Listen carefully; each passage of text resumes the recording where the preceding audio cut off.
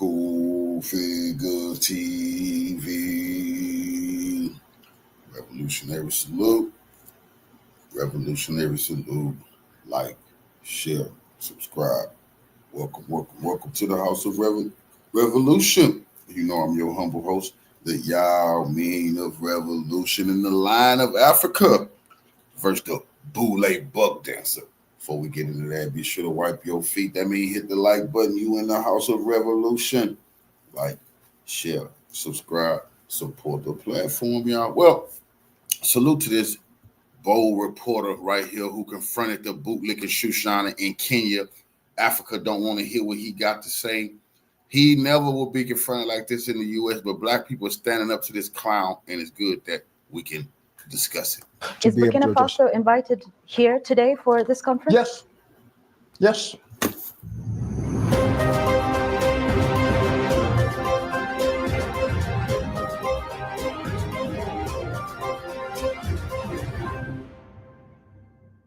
You're welcome to the Pulse of Africa community. I hope you're doing great today. If you're joining us for the first time, don't hesitate to like, share, and subscribe to stay informed and connected to Africa's most important news reports. Your engagements will help this video to reach more people. Thank you very much. General Michael Langley, head of the United States Africa Command, AFRICOM, is currently in Kenya attending a major security summit, the African Chiefs of Defense Conference. But General Langley's presence in Kenya is stirring strong emotions beyond the meeting room. That's because he's already facing backlash across West Africa, especially in Burkina Faso, after controversial remarks he made about President Ibrahim Traor'e. In a recent hearing before the U.S. Senate Armed Services Committee, Langley accused President Traor'e of using Burkina Faso's nationalized gold reserves not for the people, but to protect his junta. His exact words ignited a wave of anger, with thousands of Africans taking to the streets to protest. After the uproar, Langley tried to clarify his position. In an interview with a journalist of Citizens Digital TV in Kenya, he said his remarks were taken out of context. He insisted that he was not attacking Burkina Faso's sovereignty, but was speaking strictly from a military point of view. According to him, the statement was meant to highlight the lack of external support Burkina Faso is receiving in its fight against terrorism, especially in regions overrun by ISIS and Al-Qaeda affiliates. General, let's talk about countries taking on their own autonomy. You are on African soil, not for the first time, but this would be a good moment to ask about one of the countries that has taken its own autonomy, and that's Burkina Faso. Yeah. Your remarks recently at the Senate seem to suggest that he's diverting, General Traor'e, is diverting its 4 billion gold reserves to sustain his military rule rather than for public welfare. These remarks sparked widespread, condemnation across the continent. What did you mean by that statement? Let me speak to Burkina Faso's sovereignty. They maintain their sovereignty. They make their decisions how they use their resources. They make their decisions who their resources go to for military support. That's their sovereign right. But my cautionary tale was just from a military perspective. That was a Senate Armed Services Committee asking me a direct question. Liar.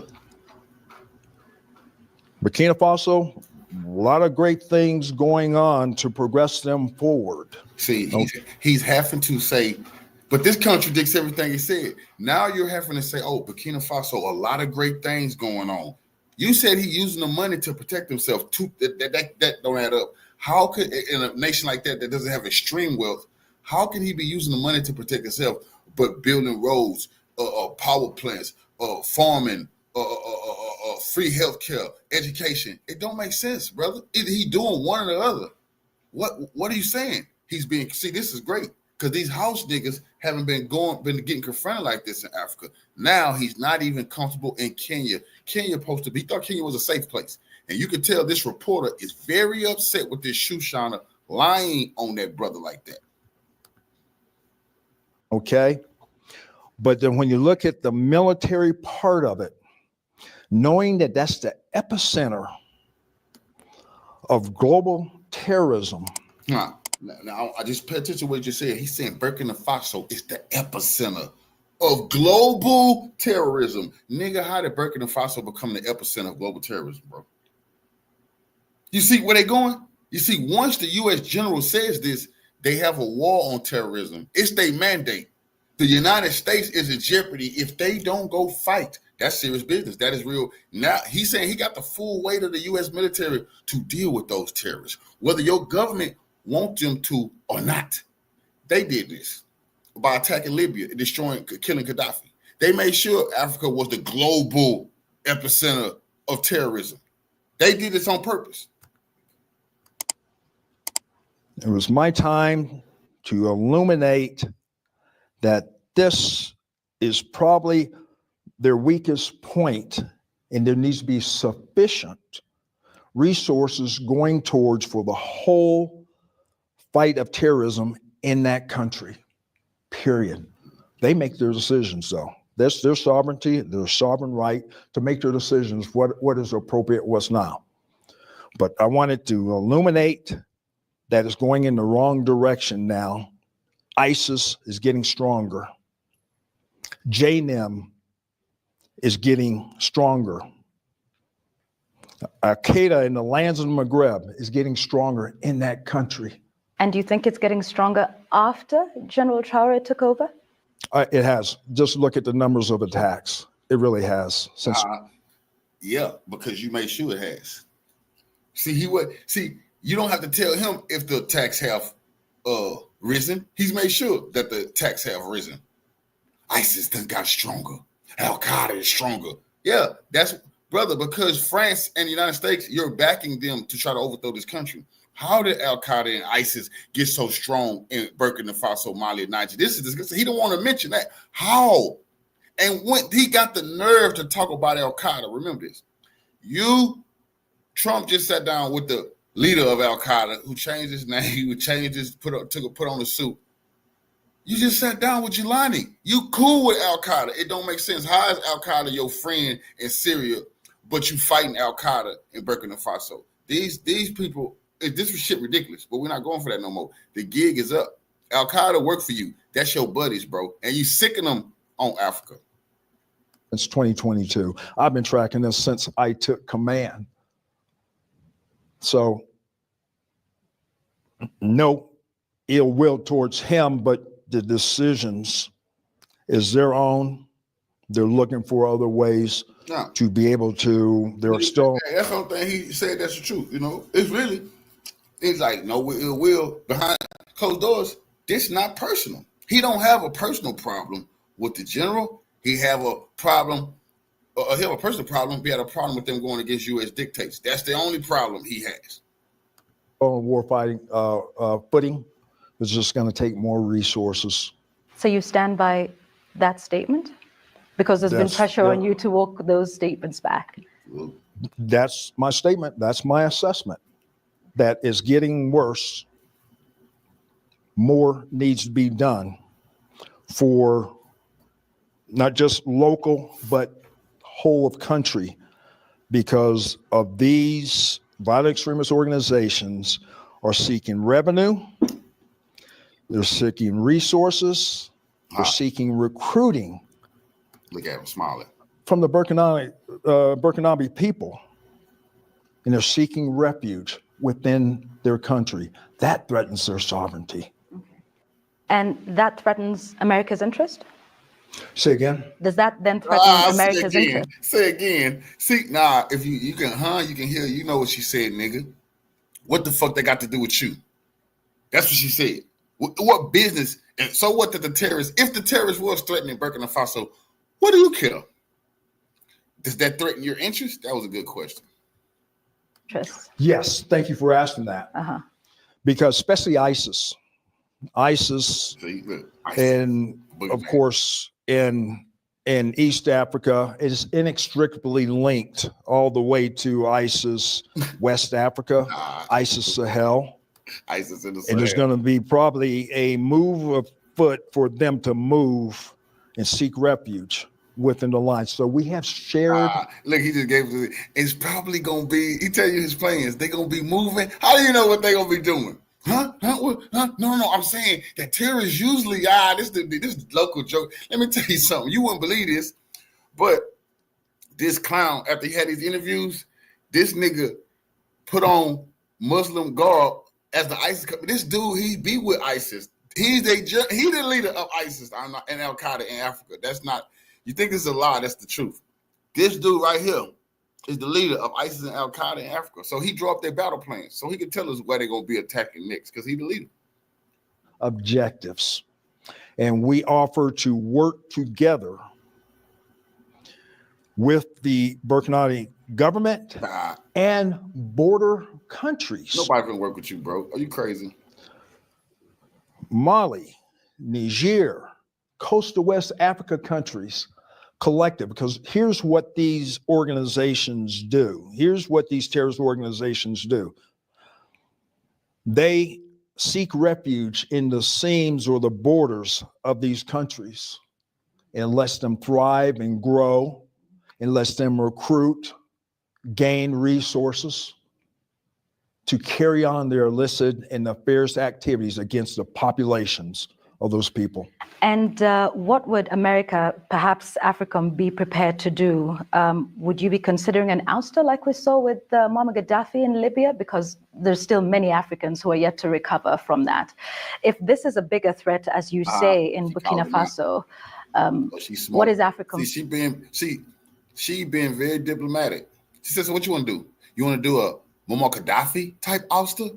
Because we really haven't recuperated since the last time you wanted to do us some good in Africa. And you whack Gaddafi. That's how the terrorists got all these weapons, and then they started coming to Burkina Faso and Mali and Niger. So you want to kill this brother? Then what's next? Well, they're going to take over South Africa? I'm prepared to do about it. We do indications and warnings. There's a number of activities that we do, and we'll just go ahead and mention building institutional capacity. There's not going to be U.S. boots on the ground. Very, very small for exchange of ideas and training, exercises. Over time, that builds institutional capacity and capability in these armies. Bro, how much time do you need? Y'all ass have been in Africa since 2011 when you killed Gaddafi. It's 2025. How much time do you need? How much time do France need? Germany? How much time do y'all need to defeat these terrorists, bro? You haven't defeated them nowhere you've been. This is the biggest problem with the world. Y'all told us after 2001 y'all gonna go fight Al Qaeda. How is it 2025 y'all saying Al Qaeda stronger than ever? What the hell? I thought the U.S. military was doing a war on terrorism. Every country should say you're lost and you're losing. But they blame other people. You're the reason Al Qaeda is strong, because you have corrupt governments. This is a scam and a hustle. The whole world, U.S., you said you're defeating them. There, AFRICOM, we are working towards a burden sharing and a burden shift for their independent operations. That's our goal. We have the shared objectives because these same terrorist groups can threaten our homeland. So we're in concert. See? I was just an African lion. See how this go? And that's U.S. law. The war on terror, they haven't took it off the books of every president. It's the forever war.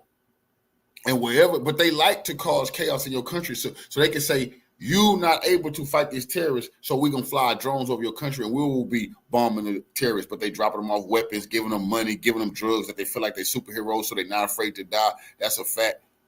We got to fight these terrorists or it might affect our homeland. Remember 9/11? One big scam.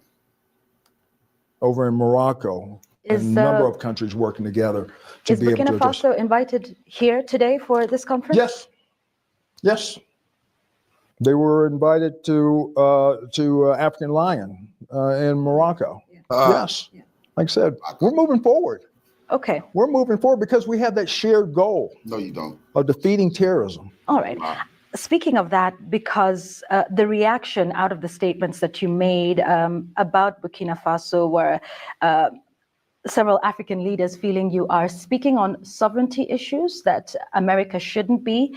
And as a result, there are those who see the role of Africa as less of a partner in, the war against, shared threats, as you mentioned, and more of a protector of Western or American economic interests that allows access to Africa's vast mineral resources, and as more of a paternalistic relationship. I'm talking about this sister. They should give her a raise, and she really need to be give her a journalistic award. She held this bootlickers' feet to the fire and asked them the real questions that Black reporters, it's just Black people with a conscience of they told you was African Americans your whole life. It don't make no sense. Why are you so against African people?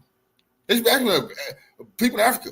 Why is all our leaders so against them that we've never, unless it's a Kunta cult or something they want to put on the scam, or it's a Pan-African hustle that they displaying? When have they ever been for any Black people in Africa? When have you heard the Congressional Black shoe shiners stand up for any of it? They don't. So we would never know. Just letting them know. They know you're lying. African people know you're lying. The leaders in Africa know you're lying. And she's been very diplomatic with it.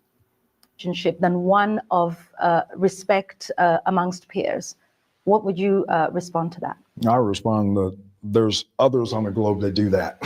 There's others on the globe that do that. I'm going to even bring it up. We should have even already know. Okay, but I'm going to even bring that up. Okay.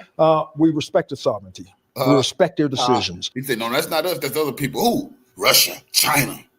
They're the ones who do that type of stuff. Not us. Not the Democratic people. That's disgusting. Nigga, you are the ones don't respect people's sovereignty. Respect their decisions of who they choose as a security partner. And then we measure the common denominator that's keeping these countries across the Sahel from progressing forward. His concern, he claimed, was that resources like gold reserves could be better used to support anti-terror operations across the country. He added that Burkina Faso, like any other country, has every right to choose its security strategies and international partners. But this clarification hasn't cooled down the storm. Many Africans see it as yet another case of double standards from the West. And for some, Langley's explanation came too late, especially as more people connect the dots between US military training programs and a growing list of African coups. So the question is, what exactly is AFRICOM's role in Africa? This might be an uncomfortable question for the United States, but Africa needs its independence. Meanwhile, Langley continues to defend AFRICOM's mission. Let's begin by understanding why you're here. There is the Chiefs of Defense Forces conference. Tell us about that and what role AFRICOM is playing. Well, for US AFRICOM, we yearly put on the Chief of Defense Conference. You know, when I first took command back in 2022, we had a conference in Rome. And I said, you know what? That's fine and good. You know, everyone wants to go to Rome, but I saw that this conference is for the African Chiefs of Defense. It should be on the continent. And we went to have our own last year in Botswana. And it really opened things up to address issues, military issues, security issues, shared objectives of how to achieve security and stability across the continent. So that was a purpose. And now we're here in Kenya. And as I had discussions with the Chad, General Traor'e, he says, yes, I would love to host this conference. So it's an ownership by the Chiefs of Defense across Africa. And here we are. Tell us about the relationship between, AFRICOM and, of course, the various militaries around Africa. And we'll come to Kenya in a moment. Mm-hmm. But speak to us about the cooperation and the support that's been provided. How would you categorize that? Oh, wow. It's broad and wide as far as our engagement with the militaries across the continent, across the regions from North Africa to Southern Africa, East and West. We deepen our partnerships with various countries and their militaries to build towards what we see first as security comes first. For good governance institutionalize the militaries is the first step to be able to get stability and also prosperity for countries. That's where we engage with various countries across West Africa and East Africa and across the Maghreb as well, and then in Southern Africa.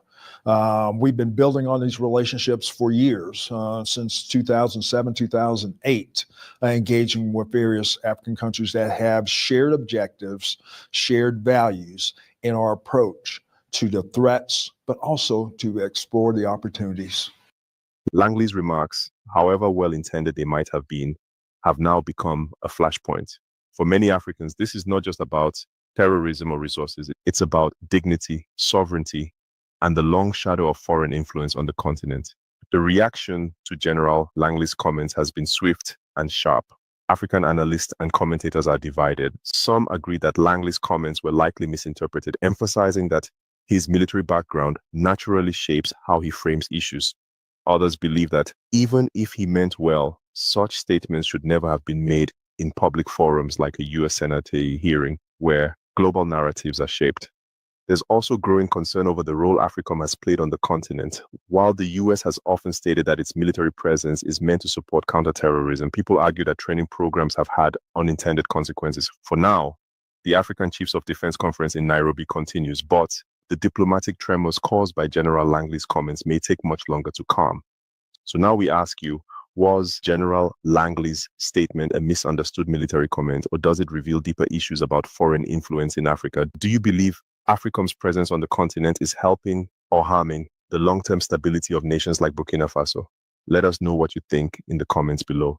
Don't forget to like, share, and subscribe.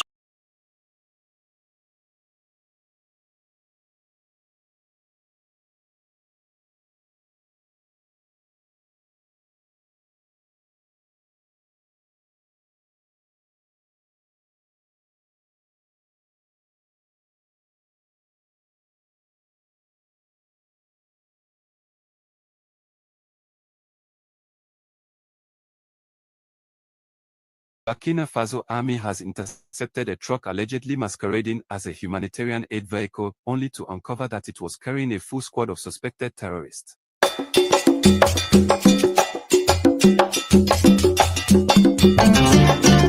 Welcome to AfriPlus News Channel, your #1 source for critical, in-depth news analysis from across Africa and the globe. If you're just joining us, please remember to like this video, share it widely, and subscribe to our channel for more relevant, bold, and well-researched updates like this one.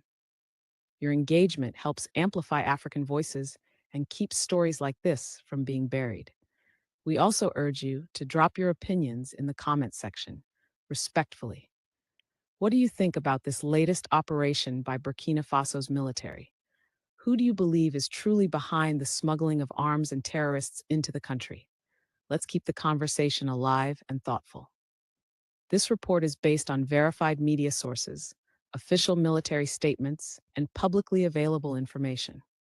While every effort has been made to present facts objectively, some details may continue to evolve as investigations unfold. AfriPlus News Channel does not promote violence, hate, or conspiracy theories. Our aim is to inform, engage, and empower viewers through responsible journalism in line with YouTube's community guidelines. 3 nights ago, near the remote Kanchari border, close to Togo, a dramatic operation unfolded. Burkinabe Border Patrol units, acting on a hunch and aided by surveillance intelligence, intercepted a convoy of 47 cargo trucks moving under the cover of darkness. At first glance, the trucks appeared to be carrying goods and machinery, likely the US General agricultural. really over there doing, coordinating these aid trucks. We'll make sure some aid goes in to Burkina Faso. Yeah, and they got to check all the trucks because it's aided with terrorism. Equipment. But something didn't sit right. The soldiers stood their ground and launched a thorough inspection. What they discovered was staggering. These trucks were packed to the brim with military-grade weapons, heavy arms, and shockingly, individuals suspected of having ties to terrorist groups operating within the region. It was not a convoy of commerce. It was a convoy of chaos. Can we now assume that under the cover of aid, Africa is being flooded with foreign weapons intended to destabilize our nations? What kind of world allows the use of humanitarian disguises to smuggle instruments of war into sovereign countries? Who knew about this operation? And how long has this supply chain existed, moving through our borders like ghosts? In a dramatic and alarming security breakthrough, the Burkina Faso army has intercepted a truck allegedly masquerading as a humanitarian aid vehicle, only to uncover that it was carrying a full squad of suspected terrorists. The vehicle, initially presented as a truck transporting goods and materials for a non-governmental organization, NGO, raised suspicions among border patrol units due to irregularities in its documentation and behavior at a routine checkpoint. See, Upon thorough inspection, Nigeria was complaining about this too. See, in Africa, these NGOs was giving free reign up under these puppets, as long as they getting the millions, to let these trucks, let these doctors, let these missionaries do whatever they want, go wherever they want. You leave them alone, you're still gonna get paid. But Burkina Faso, Mali, Niger, other countries say, man, we got to stop that. We got to start searching these NGOs to see exactly what they're doing. But they funding terrorists. They are the terrorists. Security forces made a chilling discovery. The truck was not carrying aid supplies, but a covert group of heavily armed men, allegedly linked to terror operations in the region. The incident reportedly occurred near one of the country's remote borders, a common transit point for insurgent movements. According to military sources, the men attempted to disguise themselves as logistical personnel involved in humanitarian activities, a tactic that has been increasingly observed across Sahelian conflict zones. Authorities are currently interrogating the individuals, and preliminary reports suggest they were en route to a strategic location suspected to be a staging ground for future attacks. The army has since launched a wider investigation into the origin of the truck, the legitimacy of the NGO it claimed to represent, and potential collaborators within or outside the country. This latest interception underscores the growing sophistication of terror networks operating in West Africa and the urgent need for heightened vigilance, not just from state security forces, but from regional and international partners. The use of humanitarian cover to mask terror operations is a deeply concerning trend, one that raises critical questions about the oversight of aid operations and the broader implications for civilian trust and safety. Burkina Faso, under the leadership of Captain Ibrahim Traor'e, has vowed to root out terrorism and expose every link in the chain that fuels insurgency in the country. This latest operation adds a chilling layer to that mission, revealing the lengths to which terror cells are willing to go to infiltrate, destabilize, and strike from within. Under the firm leadership of Captain Ibrahim Traor'e, Burkina Faso has taken a bold stance against terrorism and foreign interference. Upon receiving initial reports, Traor'e didn't hesitate. He gave a direct order: secure everything. Not a single round must be unaccounted for. Interrogate the drivers. We need the truth. This response reflects a new doctrine in West African governance: zero tolerance for threats against sovereignty. But let us ask, are other African leaders prepared to take such bold, uncompromising steps when faced with similar threats? How many would dare to hold the line, even when global powers may disapprove? In a bold and decisive move led by President Ibrahim Traor'e, security forces seized 47 cargo trucks, each packed not with humanitarian aid, but with deadly, military-grade weaponry. The sheer volume and complexity of the cache left authorities in shock. The critical questions now hang in the air: who were these weapons intended for, and who was orchestrating the scheme behind the scenes? The operation kicked off 3 nights ago in the remote outskirts of Kanchori, near Burkina Faso's border with Togo. Just after midnight, border patrol units noticed suspicious activity. What they uncovered was enough firepower to equip a small army.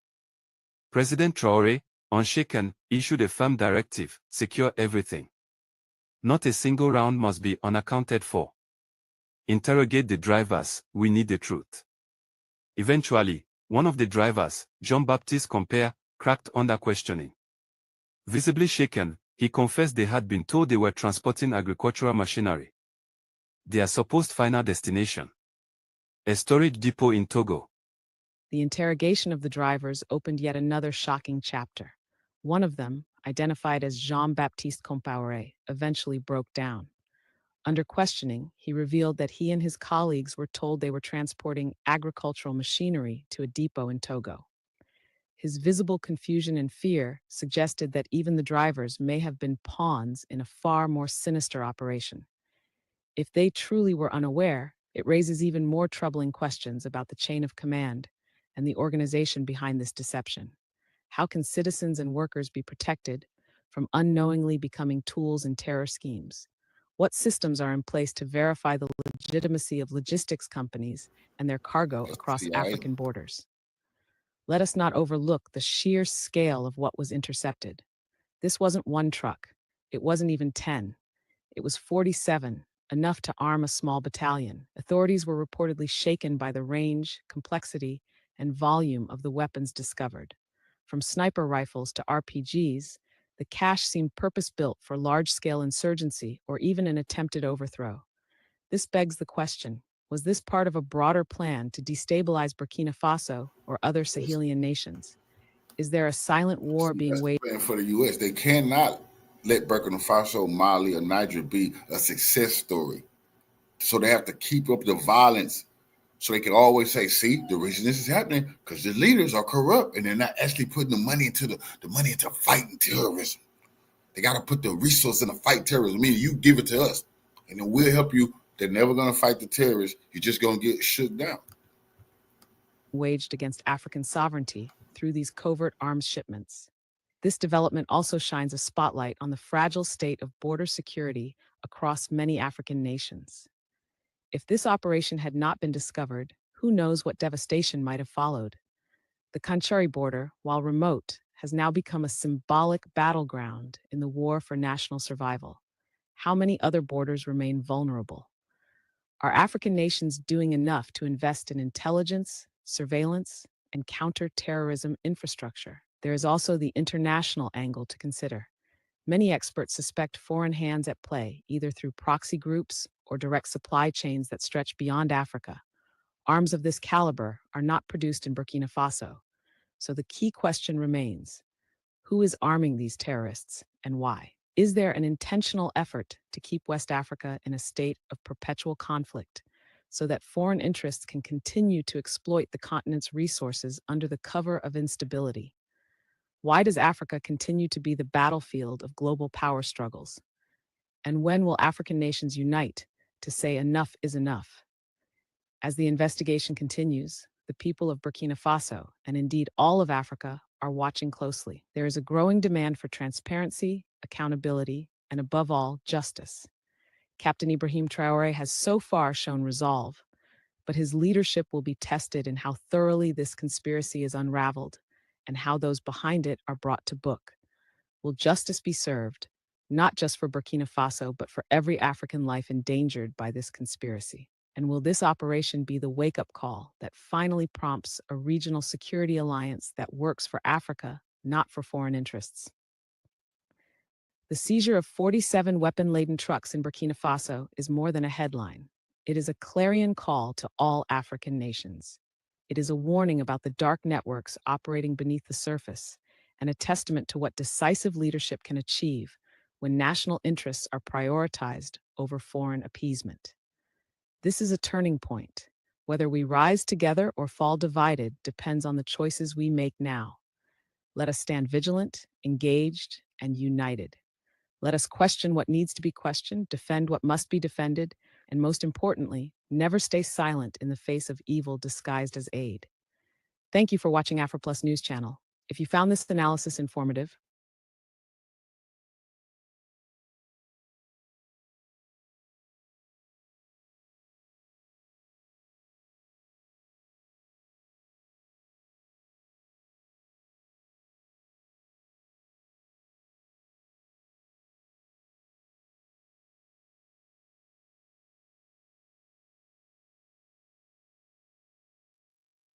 So first, they tried propaganda. It didn't work by Michael Langley. But Captain Traor'e and Burkina Faso, their gold reserves, that is all those proceeds are just in exchange to protect the junta regime. Now they are trying peaceful approach. I don't think that is going to work. Just in Burkina Faso, USA, President Trump sent an emissary to Ouagadougou, but Traor'e granted no audience. So first they tried propaganda, it didn't work. Burkina Faso's president is using the goat for himself. Now they have sent someone to go and talk to Burkina Faso in a peaceful way. You know how they used to do that? You know, peaceful talk. If you allow us, we will do this for your country, we'll do this for your... Nah, Ibrahim Traor'e said no. Ibrahim Traor'e wasn't there. Now let me read this to you. President Trump sent an emissary to Ouagadougou, but Traor'e granted no audience. At the initiative of President Donald Trump, USA Deputy Assistant Secretary of State for West Africa, Boule visited the Burkinabe capital on Tuesday, May 27th. In the evening, he was received by the Minister of Foreign Affairs, Regional Cooperation and Burkinabe Abroad. The U.S. envoy said he came to reinstate the United States' commitment to rebuilding strong cooperation with Burkina Faso. Now, this is what they said, in quote, "I came today with a message from Trump, which is to work together to build a pragmatic relation based on mutual respect and respect for each country's sovereignty." So right now, they are going to tell us that they want to respect the sovereignty of the Sahel states. I believe that right now, they have seen that, nah, Ibrahim Traor'e meant business when he said they have to leave their country, or when he asked them to leave their country. Now they have seen that he is a businessman. He is standing on business. Our country has long been in a very complicated system. Most of you who are young like me, we were born into this system. But that's not what can allow Burkina to thrive. Because in this situation, there are only two cases. Either we accept to fight, or we remain slaves forever. I told you once, there are those who are slaves in their minds. They can only serve their master. And those people try every time to manipulate you. You must advise each other. Because every situation can be exploited by these enemies of the nation to try to discourage you, to demotivate you. So you must advise each other and not pay attention to certain remarks, even on some media. Not everyone is obliged to be patriotic. You are the first patriots. You have decided to defend the homeland. There is nothing better than that. Those who want to support you, let them support you. Those who want to discourage you through writings, you must close your ears and move forward. As for those, we will fight them here. So now they are coming with, the peaceful agenda in quotes. Whilst they are orchestrating plans in La Côte d'Ivoire, in Kenya, you see, whilst they are putting armored vehicles in the borders of Ghana, Côte d'Ivoire, and all these, and Benin. Whilst you are doing this, you are coming to say that you are here to reinstate peace and respect. Like, they don't understand. Peace and respect for where? Which is to work together to build a pragmatic relation based on mutual respect and respect for each country's sovereignty. We can collaborate, work together to address challenges and improve our relations. He said after the meeting, work together and improve our relations. Well, let me continue. With the Minister of Foreign Affairs, the aim was to explore various areas and opportunities for cooperation to strengthen relations between the two partners, with several prospects for cooperation, including strengthening trade relations and security cooperation. Minister Karamako Jean-Marie Traor'e welcomed this approach by the American president, who understood the need to send an envoy to the field to obtain first-hand information. The Burkinabe foreign minister also provided clarification on the vision and principle that has now guided the Burkinabe state in its cooperation relations, asserting that the Burkinabe authorities are committed to building strategic partnership that enable the building of a sovereign nation. So I read, this is in quote, "As Burkinabe, as Sahelians, and as Africans, we want mutual respect for our sovereignty. Africa is a continent like any other, and Africans are human beings like any other.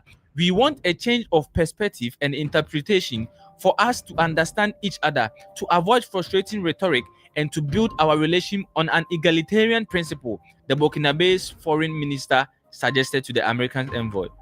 And I like this comment behind this particular post. So this one is from Africa Confidential, LOL. So after they tried propaganda and it failed, they are trying the peaceful approach now and pretending to have good intentions. Even the decorated slave who accused Captain Traor'e of using their gold to protect himself has suddenly changed his tune. You think that was a coincidence? It's all a game plan. So what if the propaganda had succeeded and the majority of Africans had turned on Captain Ibrahim Traor'e like the mistake we made with Gaddafi? Maybe by now, they would have begun military action using ECOWAS to cripple and bombard Burkina and its military. Captain Ibrahim Traor'e and Burkina Faso must be very careful. Good thing he didn't come out himself to receive this agent of the devil. He is sending the US a strong message that I don't trust you. It should stay that way. When dining with the devil, always use a long spoon. So Ibrahim Traor'e used a long spoon. Instead of coming to the meeting by himself, he sent the foreign ministers to go and deal with them. Like, nah, I have to hide a little bit. I have to protect myself because I don't trust these people. Before, they made some accusation on my name, and now they want to work in hand and saying that they want to respect. Nah, we don't deal like that no more. Nope, we are not running it like that. Nah. And this comment is coming from Rising Sun. He said, this is a massive news and I am happy to read it. Burkina Faso know only betrayal from the West. There is a trust that needs to be built. Forget or trust them. Never forget or trust them. So yeah, ladies and gentlemen, this is what happened. Revolutionary right for the donation to the war chest.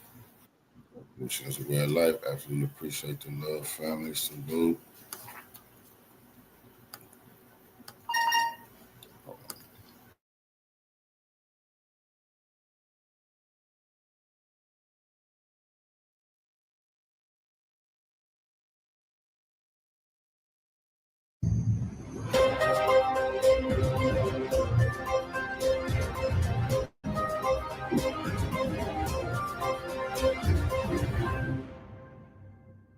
You're welcome to the Pulse of Africa community. I hope you're doing great today. If you're joining us for the first time, don't hesitate to like, share, and subscribe to stay informed and connected to Africa's most important news reports. Your engagements will help this video to reach more people. Thank you very much. On a regular Wednesday morning in Monrovia, the capital of Liberia, something deeply unusual caught the city's attention. Outside the Ivorian embassy, dozens of young people gathered. They weren't rallying against their own government. They weren't protesting rising food prices or local corruption. They were standing in solidarity with a leader from another nation, Captain Ibrahim Traor'e of Burkina Faso. The demonstrators, made up of students, activists, and concerned citizens, marched peacefully. They held placards, chanted slogans, and expressed their deep frustration over what they described as covert attempts to destabilize Burkina Faso's government. According to the protest organizers, they believe the Ivorian government, possibly backed by Western powers, is playing a hidden role in efforts to remove Captain Traor'e from power. We have always been used as a puppet, and proxy to assassinate leaders of the African region. Now, the Ivory Coast is where Boule General Michael Langley, the shoe shiner, the buck dancer, the house nigga, is headquartered trying to build a drone base to attack these nations. So this is so good that the youth is calling out their leaders and saying, oh, hell no, you won't be doing none of that type of anti-revolutionary activity here. The city of Africa is nothing short of a process which impacts on the execution of an imperialist mission.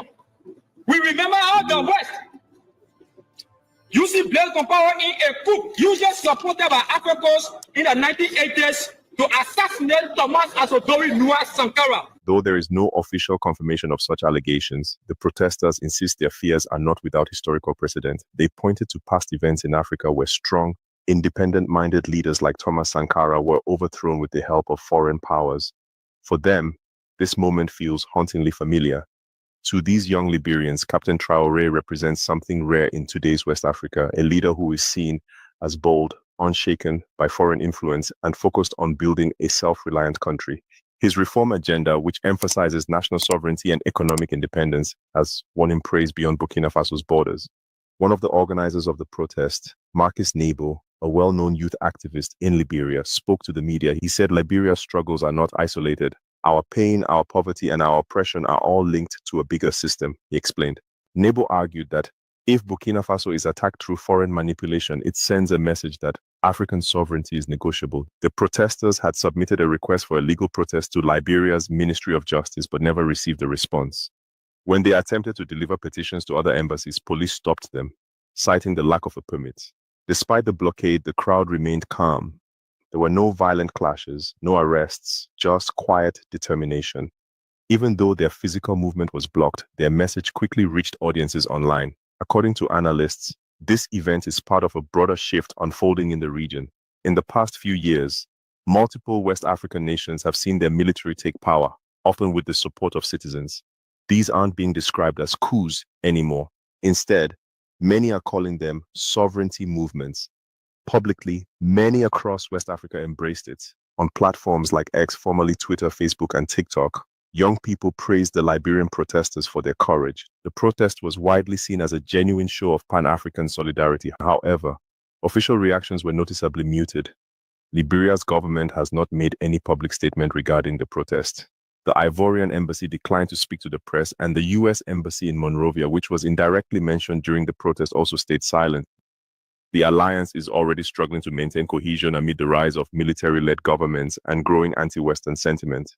Some warn that if these expressions of sovereignty are met with resistance rather than understanding, it could deepen divisions and spark wider protests or political breakdowns.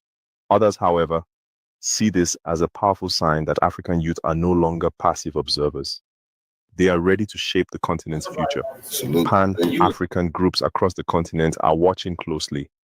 They believe what happened in Monrovia is not an isolated event, but a reflection of growing resistance to external control and a renewed demand for dignity and self-determination. So, what does this protest in Monrovia really mean for West Africa? Is it a spark of something bigger, a rising Pan-African movement driven by the youth? Or is it a warning sign that tensions in the region could soon escalate? We want to hear your thoughts in the comments. Do you believe this new wave of African unity can truly shift the power dynamics across the continent?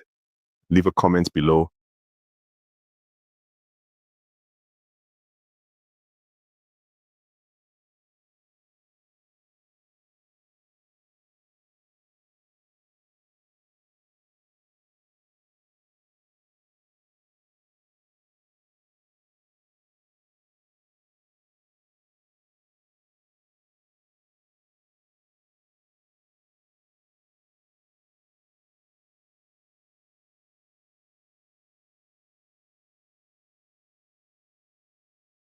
With the man himself, Dr. Wilmer Leon. Dr. Wilmer Leon is a radio host, political scientist, nationally syndicated columnist, host of Connecting the Dots on YouTube and on his syndicated broadcasts. I believe it's syndicated, or maybe I'm getting this wrong. In fact, before I even say syndicated, I'm just going to not say that. I'm going to strike that out with whiteout. And I'm going to ask you, what is this show on Sirius? Sirius is not syndicated because Sirius XM is its own network. Fair enough. Thank you. So, that's what the whiteout came in handy. So the show airs nationally on and internationally over the internet on Sirius XM channel 126, but it is not nationally syndicated. It is nationally broadcast. Thank you. And what is the name of that show, just so the audience would know? Inside the Issues with Wilmer Leon. Inside the Issues with Wilmer Leon. How are you doing today? You doing okay this morning? Man, look, I'm talking to you, so I'm doing great. Well, I'm talking to you. I'm doing just as well, and I appreciate you just need to get out more. That's your only problem. That is true, but that doesn't have anything to do with this. There's nothing to do with this conversation. I'd be remiss if I didn't. Oh, there's so much to hit domestically. Mm-hmm. So I'll hit this. Do you remember when? Wait a minute. Can I respond to what you very clearly and accurately laid out? Please. Because in listening to that, there are a couple of things that I want to reiterate. Please. Because people need to understand that you're absolutely right. When you talked about Trump's advisors, I'm going to quote one of the smartest men I ever knew, which was my father, who would say, son, when you ask the wrong person the wrong question, you will usually get the wrong answer. And he was a wise guy. Wise man. And not a made man, but a wise guy.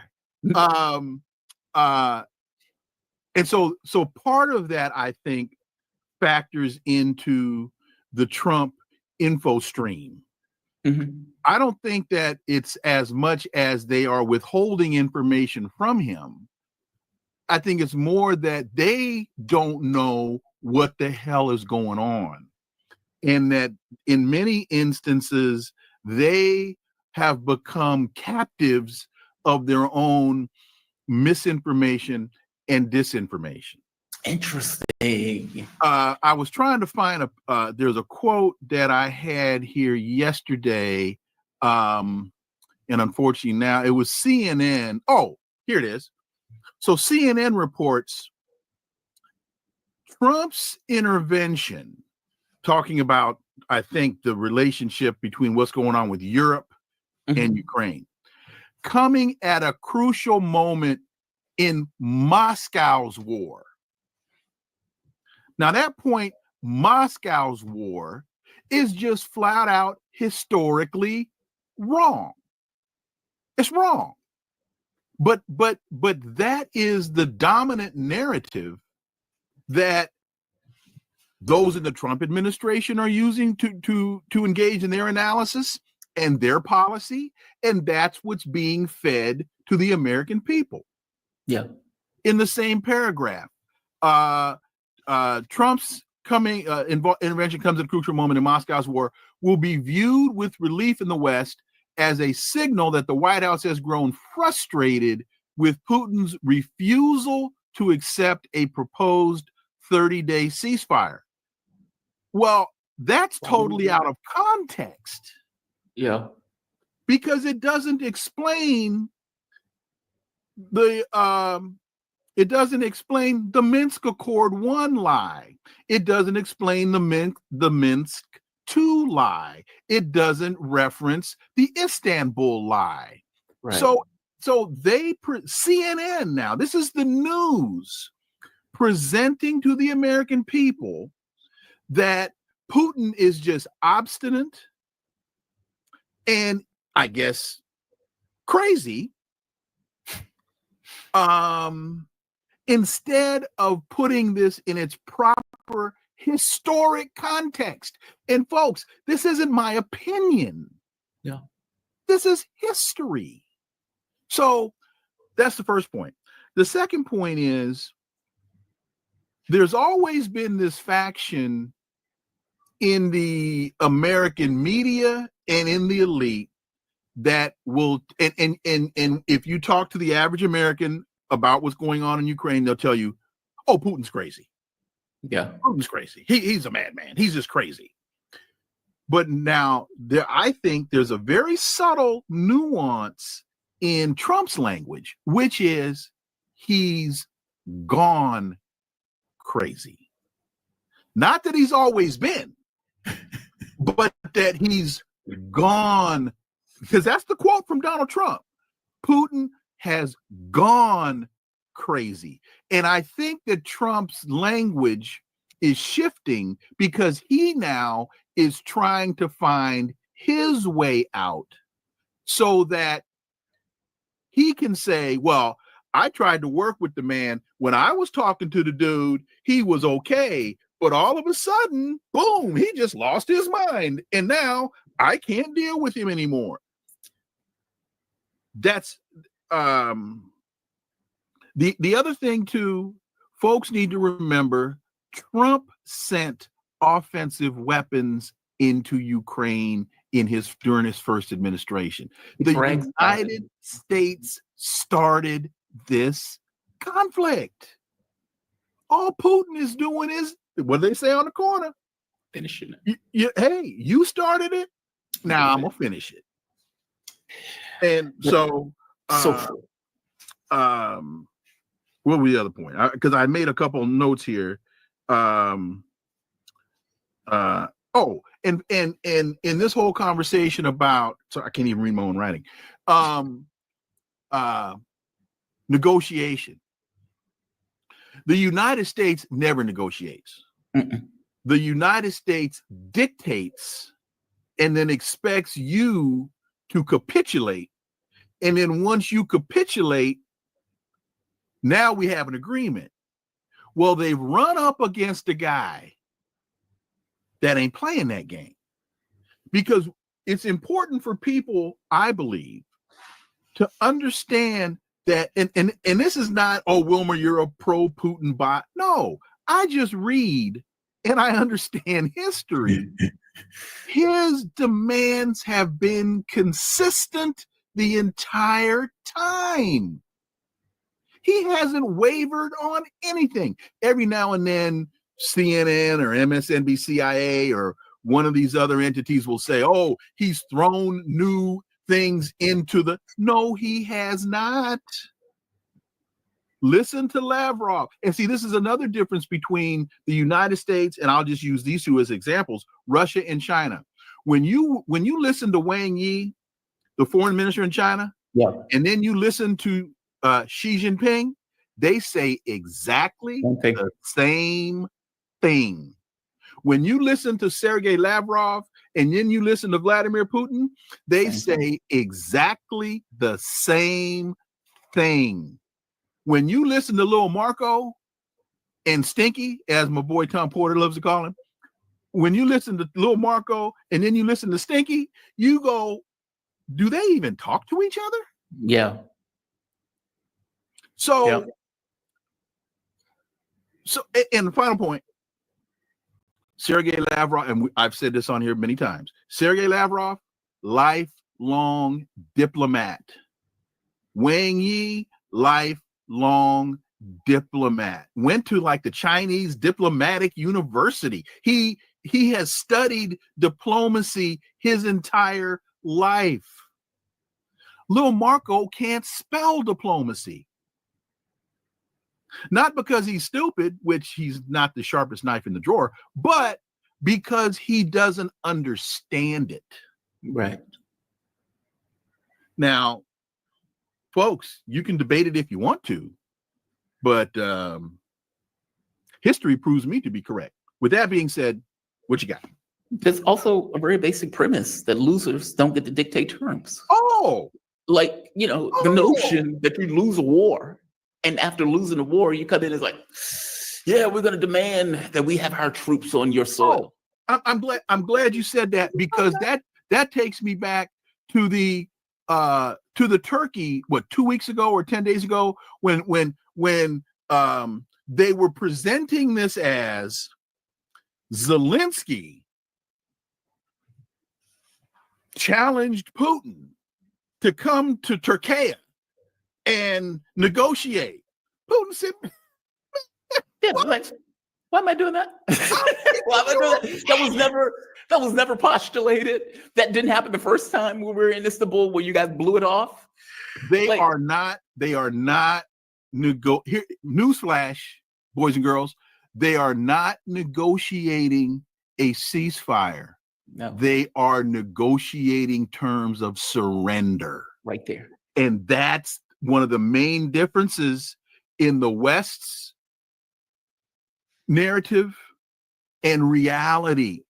As you've heard me say many times, fire up the USS Missouri, resurrect Admiral Hirohito, because y'all are about to surrender the same way Japan did in World War II. You're about to surrender. I keep saying Medvedev. Okay, I'm done. The velvet glove. Medvedev is the honesty. Medvedev is the honesty. And when he's like, look, either you come to terms now or next time it's going to be an unconditional capitulation. Your opportunity to negotiate has passed.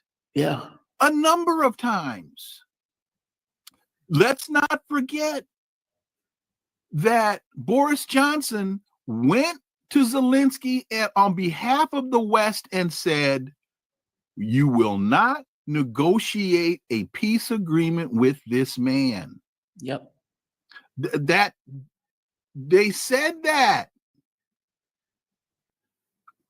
Putin holds up the papers and said, been there, done that.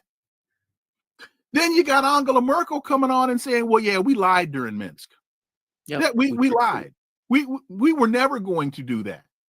So once you hear that, and final point, if this whole mythology of Trump of Putin wanting to take over Europe, if that were true, why did he wait 8 years? Exactly. Why did he try to negotiate for 8 years on the Donbass conflict before he finally intervened? Folks, if you can answer those questions, then I might consider saying that the West narrative is correct. By the way, with 150,000 people, like that wasn't even enough to take over all of Ukraine, right? Let alone all of Europe. Like you can't take over Cleveland with 150,000 people. The story makes no sense, and yet they run with it, and they tell their populations constantly. That's why I say they're captives of their own narrative. I just keep thinking he can't be that stupid. Like the notion that you come out with a deal and you say, all right, in my 22-point plan, 22 points is just astonishing by itself, right? In my 22-point plan, we are going to take over the Zaporozhye nuclear power plant, and we're going to put American troops on the power plant, and European peacekeepers, effectively NATO, is going to go into Ukraine. And it's like, okay, so you haven't heard anything that we've said in this entire time. Fair enough. We'll solve it on the battlefield. It becomes that. And we'll see how long Ukrainian military can hold up, which is the reason why they're begging for a 30-day ceasefire. Hell, Zelensky was out here recently saying, well, we wouldn't mind a ceasefire going out to January. I bet you would. I bet you would. I bet you would. Good luck on getting it. Good luck on getting it. I hope you get what you want for Christmas. Yeah, I know, right? I know. I know. Right? And I hope the Easter Bunny brings you some colored eggs. Oh, I hope you get that pony. I'm highly doubtful that you are going to get that pony, but Lord knows I hope you get that pony. I want a unicorn. You want a unicorn? I want a unicorn. I think I want a kangaroo. I saw this video of this woman. I like to hang my shirts on the horn of the unicorn. Oh, I see. That's kind of unfortunate for the animal, but fair enough. Fair enough. There is a clip going out, and this, what is the guy named? Ironically, head of Africa, black guy, Langley is his last name. Oh, General Michael Langley? Michael Langley. Yeah. How ironic is that last name? AFRICOM. AFRICOM, right. I've seen this clip once before when he was in the front of the giving testimony. And when he was giving testimony once before, he pissed off a lot of people in Africa who love Ibrahim Traor'e, love him to bits. I even like the guy, right? And he says this, and this is what pisses everybody off. And then I'm going to play his follow-up to this. Oh, this is yeah, fun. when he doubles down. This is great. Of a country is receiving gratuities on the side that in order to the benefit of the strongman leader, not to the populace of the country. Does that sort of corruption and bribery go on with regard to the Belt and Road? Absolutely, Chairman. I see this, and I don't mind calling them out, but Captain Traor'e and Burkina Faso, as they know that both, whether it's their gold reserves, that is all those proceeds are just in exchange to protect the junta regime. There's a number of examples across. He says Ibrahim Traor'e's the gold reserves that they have nationalized is just there to protect the quote unquote junta regime. And what's wild about it is later on in the testimony, the guy who's asking the question opines, I don't understand why Africa can't pull themselves out of the morass. Right. Like, I don't understand why they just can't do better after all of these years. I'll give you one example. The uranium that France was getting, I forget from which of the countries, they were paying something like, let's say, Niger, thank you. They were paying like 80 cents on it. Right. France was selling it for $200.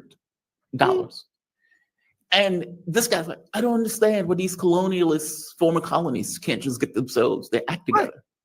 Well, Ibrahim Traor'e nationalized the gold reserves and is using it for the benefit of the country. He is building roads. He is talking about building banks, like meaning that stuff is being used directly for the interests of the country. I've seen nothing to say that he is effectively using that for his own self-aggrandizement. And this hearing has a lot to do with notion of like USAID and stuff like that. Like, hey, we need to figure out how to use this better to bribe these countries to do US interests. And how bad China and Russia are for using their resources to benefit the country in some way. Like effectively he's saying, well, they're just using it in the way that we used it, but they're bad for doing it. It is a warped American point of view that is maddening when you watch it. Like if you're sitting on the moon watching it, but that if you're an American, you may accept. All right, so he gets, I believe he's in Kenya, and he's having a conversation with somebody who brings up to him like, hey, you realize Africa was kind of pissed off at you when you said the nonsense about Ibrahim Traor'e. The man is a rock star here. Part of it. So we don't like what you said about him. Do you have anything to say about that? This is his response, and I want to get your take on his response. Rule rather than for public welfare. These remarks sparked widespread, condemnation across the continent. What did you mean by that statement? Let me speak to Burkina Faso's sovereignty. They maintain their sovereignty. They make their decisions how they use their resources. They make their decisions who their resources go to for military support. That's their sovereign right. But my cautionary tale was just from a military perspective. That was a Senate Armed Services Committee asking me a direct question. Burkina Faso, a lot of great things going on to progress them forward, okay?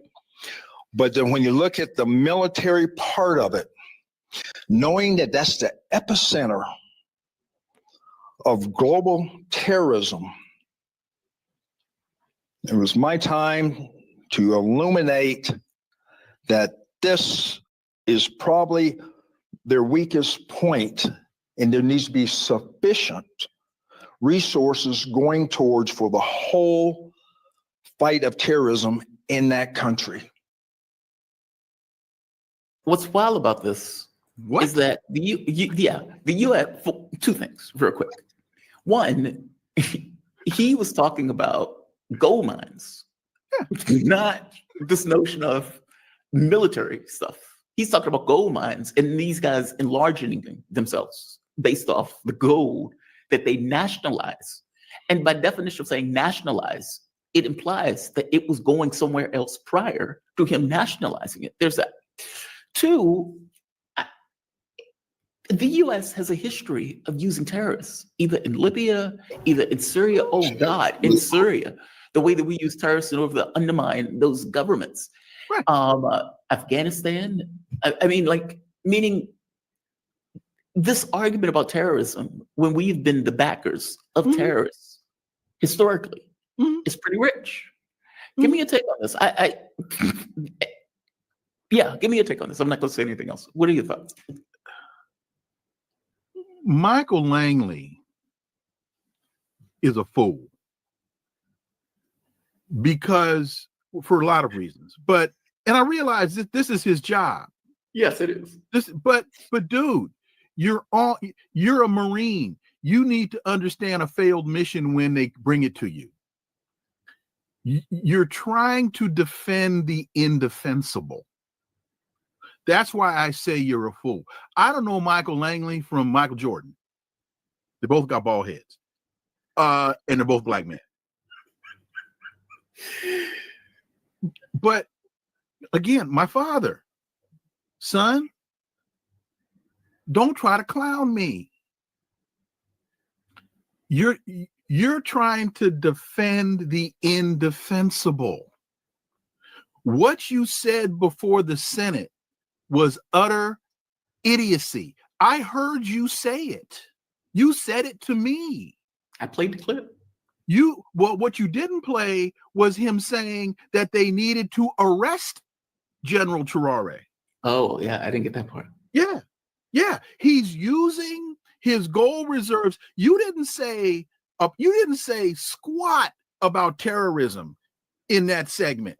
You said he's using his gold reserves to provide for his own security. Well, if you're a military man, isn't that and you're the president of the country, and your country is being attacked by terrorists, isn't that what you're supposed to do? What wasn't said, but the underlying theme in that is you're using your gold reserves to protect yourself against the people we're paying to overthrow you. Yes. So that our interests can come back in the country and continue to rape and pillage and extract at pennies on the dollar. That's what he didn't say, but that's what he's talking about. Michael Langley, I was born at night, not last night. So we have hundreds of years of colonialism, of neo-colonialism, whether it be France, whether it be England, whether it be who was that took over Congo? Belgium. Dude. Germany got in at the last minute. Yeah. Dude. Been there, done that. So now what the hell was he talking about? Well, as a military man, look, as soon as you use the word sovereignty, I don't even think he really, as an American general, I don't even think he really understands what sovereignty means. Neither do I. He's an like little Marco. He doesn't. Little Marco can't spell whatever was it he couldn't spell. Diplomacy. Dude. Langley does not understand sovereignty. The international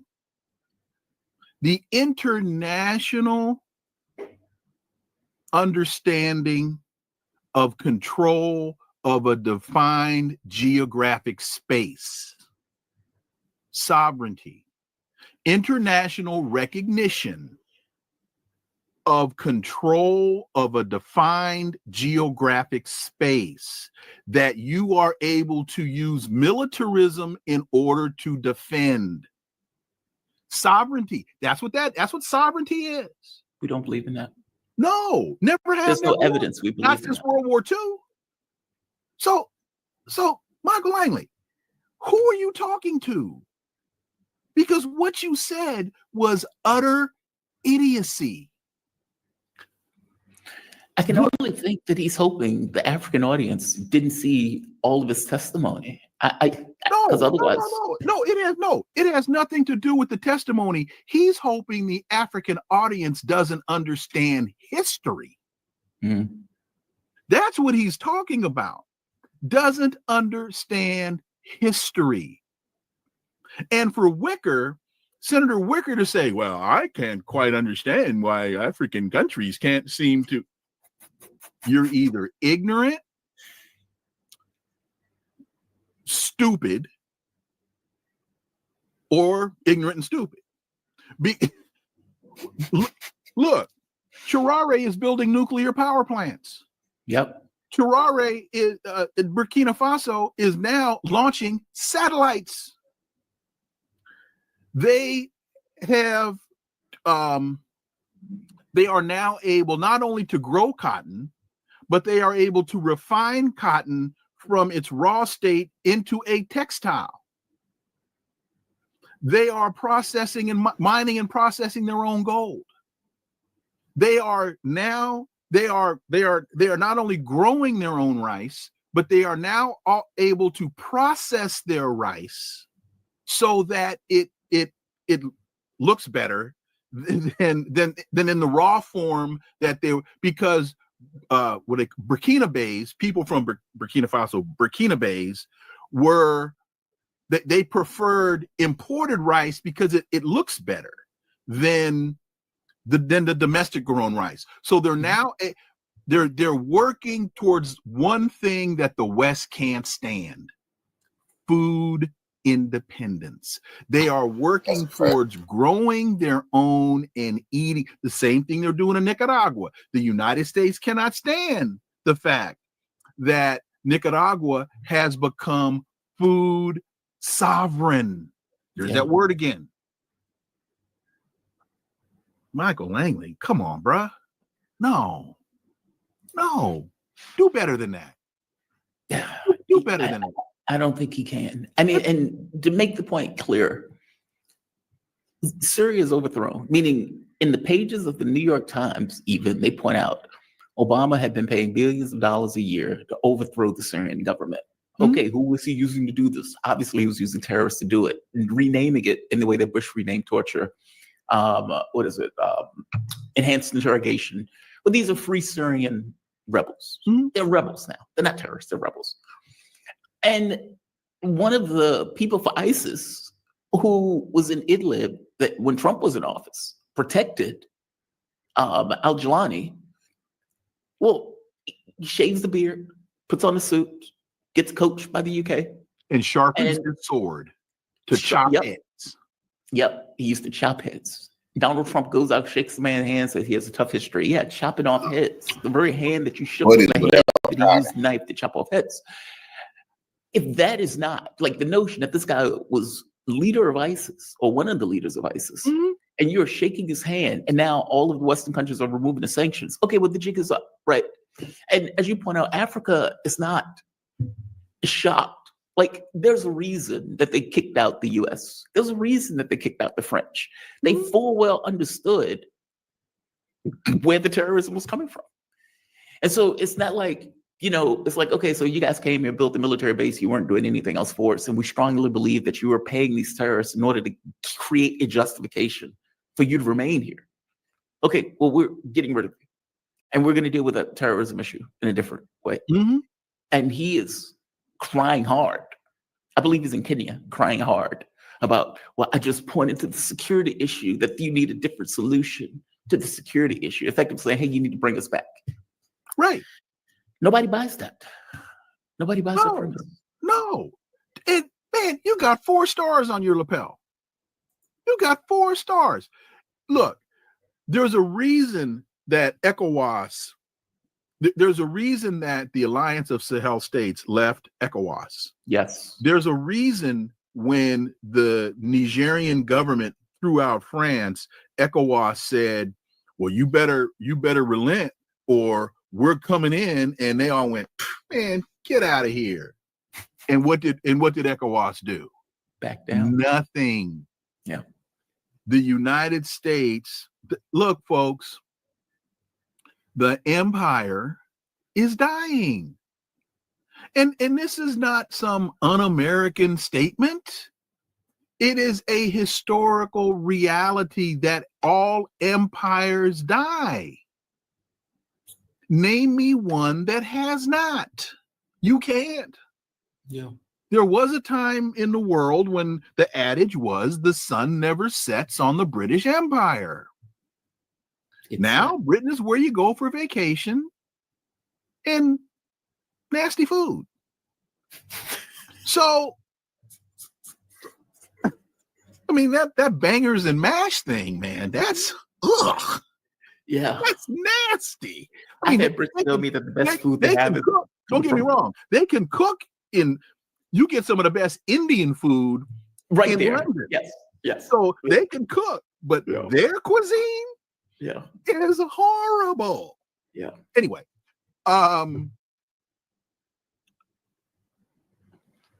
what happened to the Roman Empire? What happened to the Greek Empire? What happened to the Ottoman Empire? They tend to collapse for the same reason. Overreach. Yep. And now with the rise of BRICS, see, this is one of the things that just really, of the number of things that disgusted me about what's his name from South Africa, the president of Ramaphosa, Cyril Ramaphosa. When Ramaphosa begged Donald Trump to allow him to come to the White House, and then Trump acquiesced. Ramaphosa was saying, we're here to talk about investment.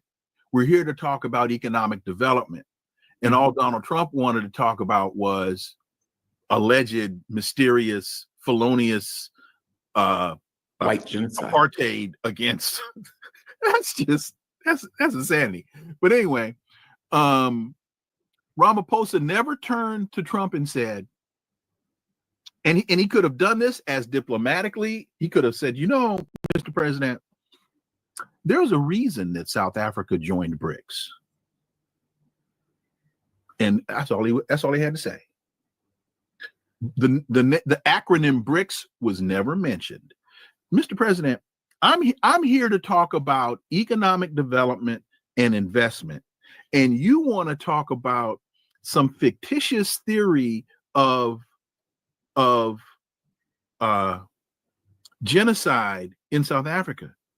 There's a reason we joined BRICS. Then he just could have sat back.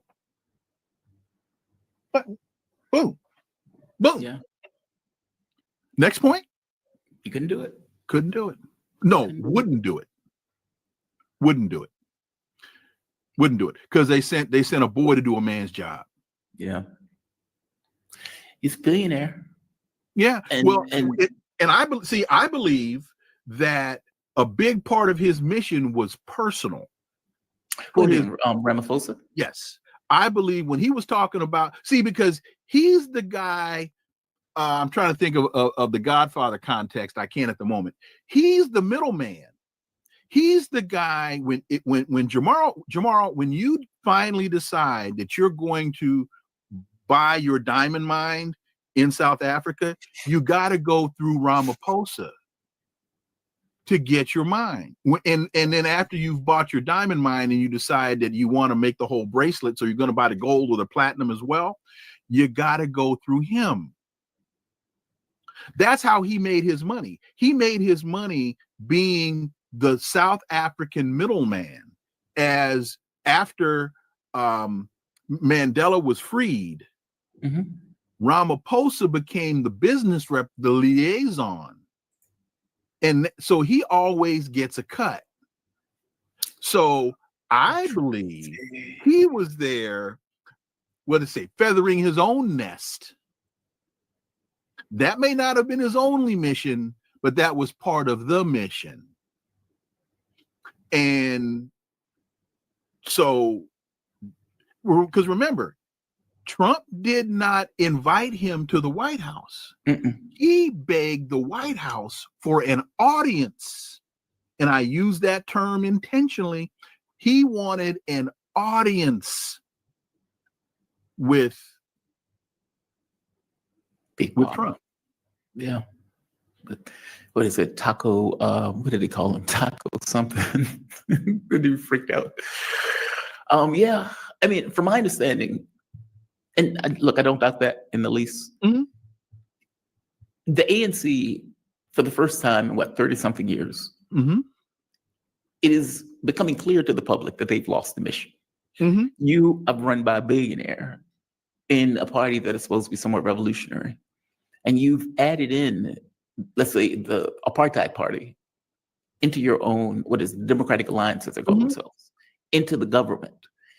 And so part of the belief was you have a lot of white folks with a lot of money saying, dude, Trump is hurting our business. You need to go kiss some ass.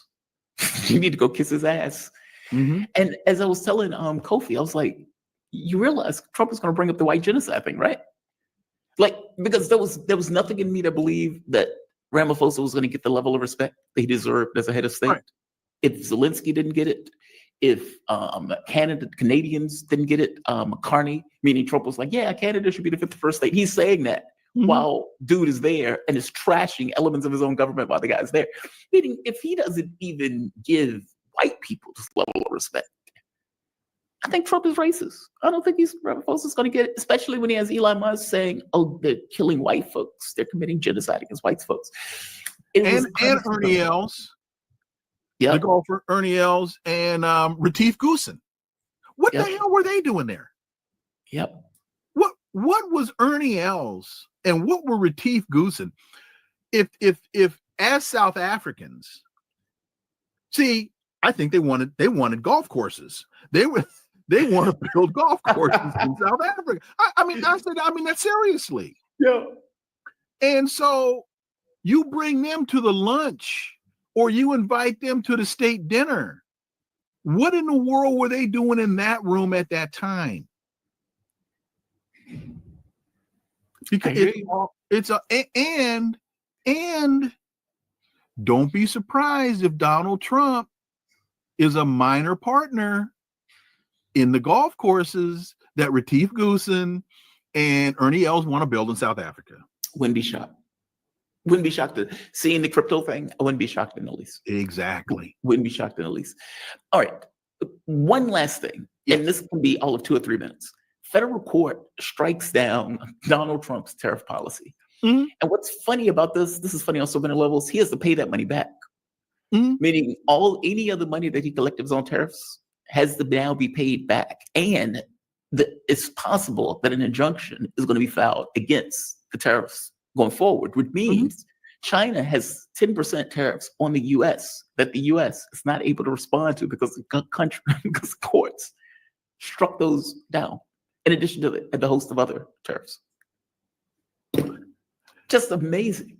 The beauty of this, the first sentence in that subheading, the U.S. Court of International Trade.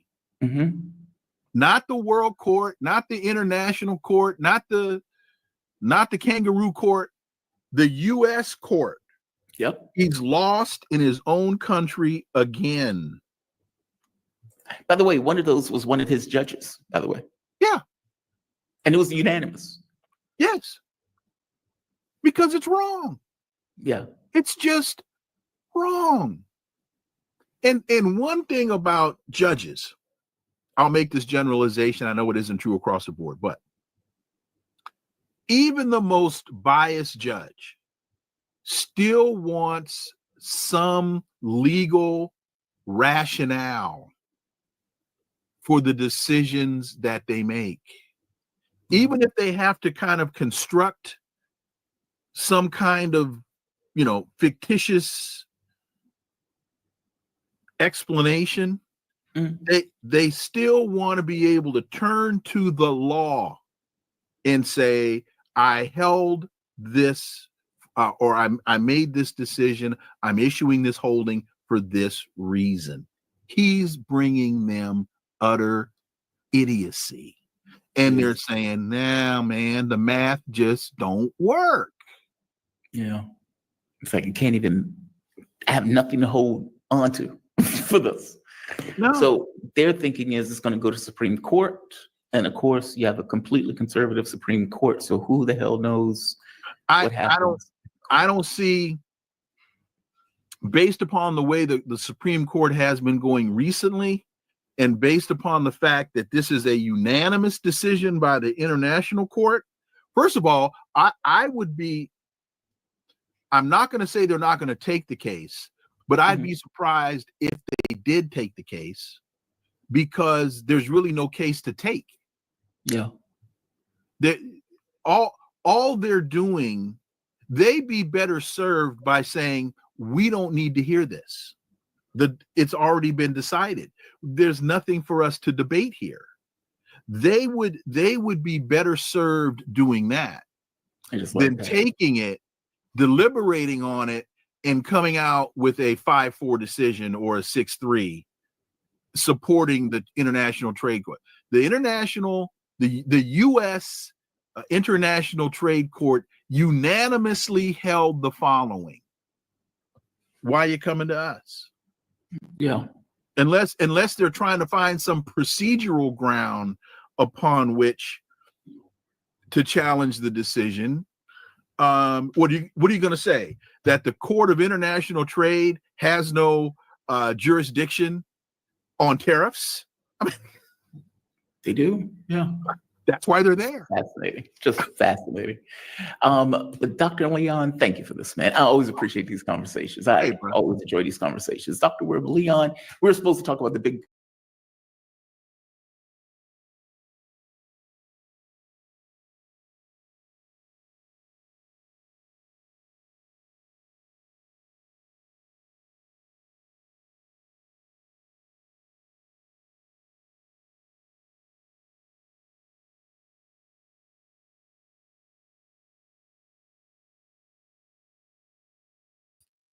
what has been apparently the West gone mad, and I want to include the United States and Donald Trump in on this. Now, Donald Trump has unleashed a series of tweets. As you know, Pepe, Russia has been just absolutely pummeling and pounding Ukraine in response to the 300 plus drone attacks or attempted attacks per day shot down by Russian missile air defenses. But here was Donald Trump's first tweet that he put out, or Truth Social. I've always had a very good relationship with Putin of Russia, but something has happened to him. He's gone crazy. He's killing people needlessly. And we're not talking just about soldiers. Missiles and drones are being shot into cities in Ukraine for no reason whatsoever. I've always said he wants all of Ukraine, not just a piece of it. And I am being proven right. But if he does, it will lead to the downfall of Russia. He then followed this up with, there have been numerous reports of sanctions being mulled by Trump, more sanctions. Of course, we know Europe is completely on that. Lindsey Graham is writing op-eds in the Wall Street Journal about 500% tariffs through a Senate bill. But here is the latest Truth Social now. What Vladimir Putin doesn't realize is if it weren't for me, lots of really bad things would have already happened to Russia. And I mean really bad. He's playing with fire. Pepe, talk about what's going on here, because all of this is in response to Russia's apparent advances. It seems like Vladimir Putin and Russia have seized the initiative, and I'm curious on your thoughts on this reaction. Is the honeymoon over for Donald Trump's apparent, what the Western media has been claiming all along, a honeymoon phase between Russia or Putin and Trump? Well, is there a honeymoon in his head? And with whom? Look, this is, makes you want to go to bed, really, because the level of stupidity now, it's off the charts. No contextualization, of course. The tweet where he says that Putin is crazy now is the new meme. Everything that happens from now on will be subordinated to this Putin is crazy meme. And this applies to the Trump administration, to the people against him, to the deep state, to the European chihuahuas, to the warmongers, etc. Everything that happens is because Putin is crazy. So we are back to where we were even before the SMO or the day the SMO was launched. At the time, everybody was saying, Putin is crazy. He's an animal. He's deranged. He's invading Europe. Now we're back to the same thing, like nothing happened for, 3 years and 3 months. It's pathetic, in fact.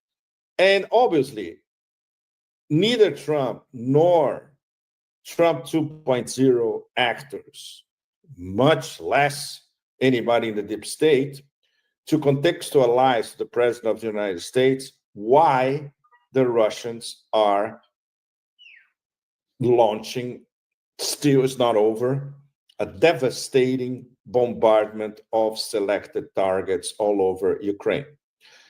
In a matter of days, between 4 and 5, Ukraine launched more than 1,100 drones against civilian targets all across Russia, and even against Moscow directly.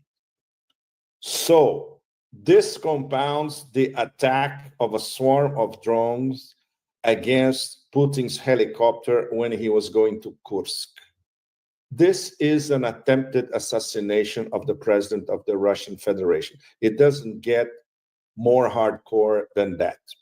So obviously, we have a response, and the response, considering what happened, was relatively measured. It will go on, of course.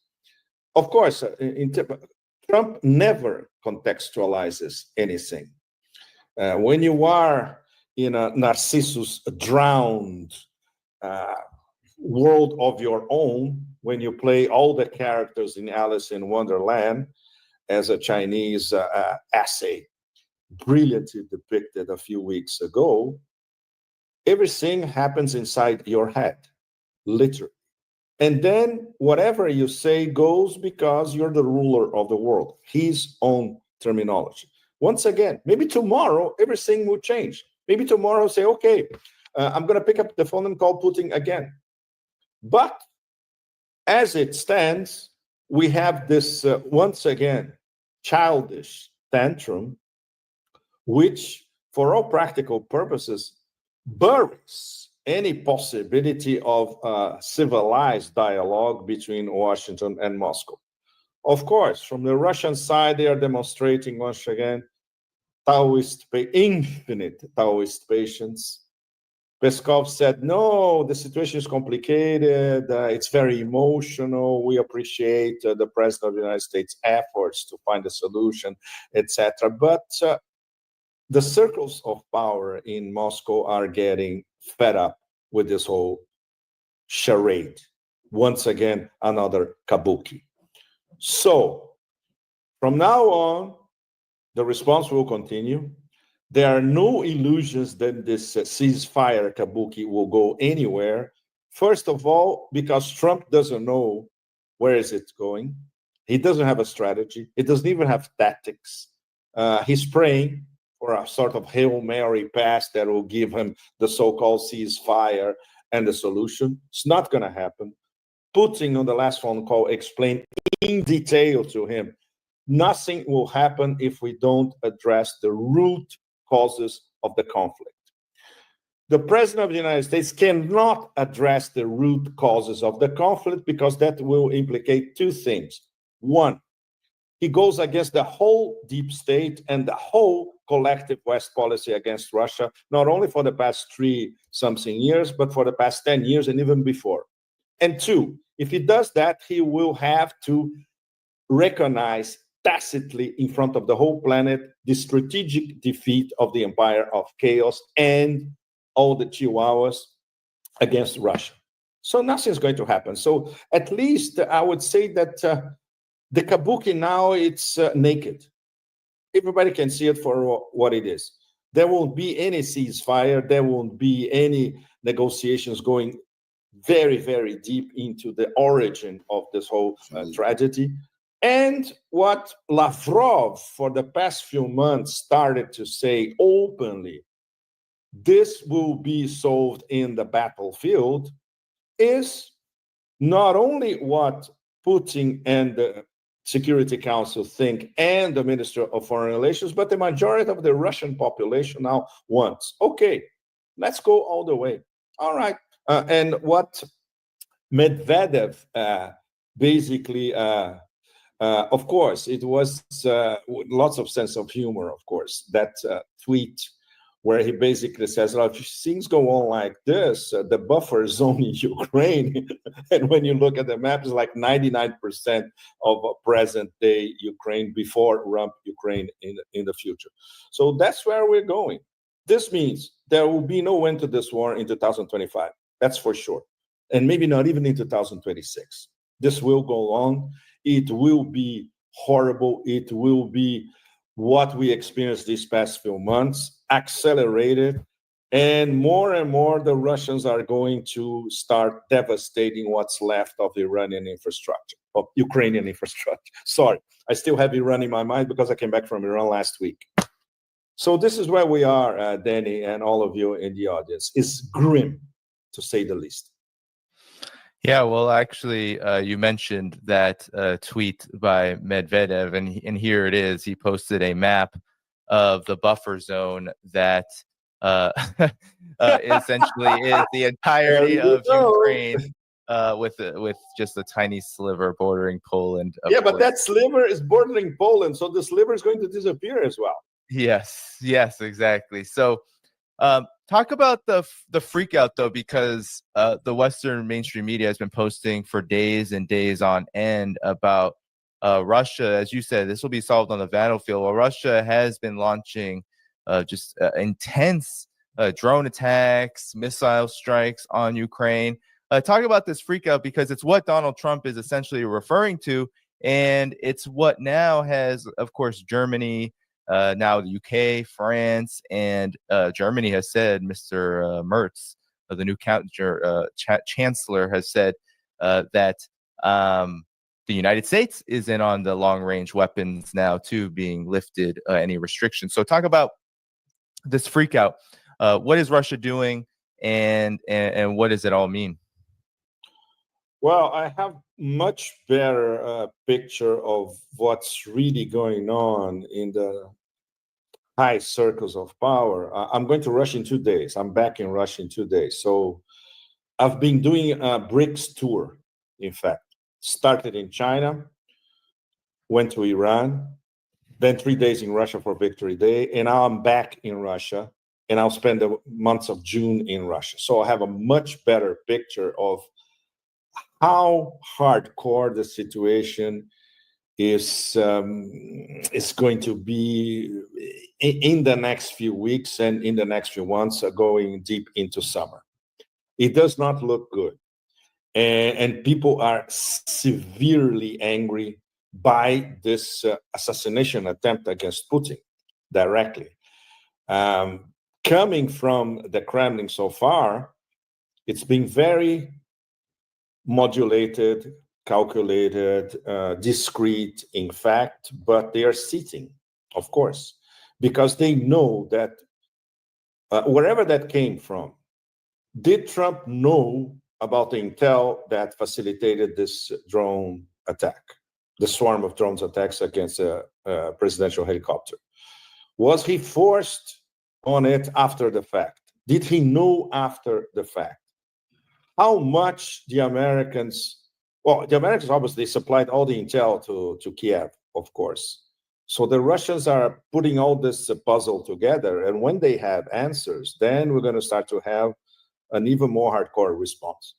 There's no question about that.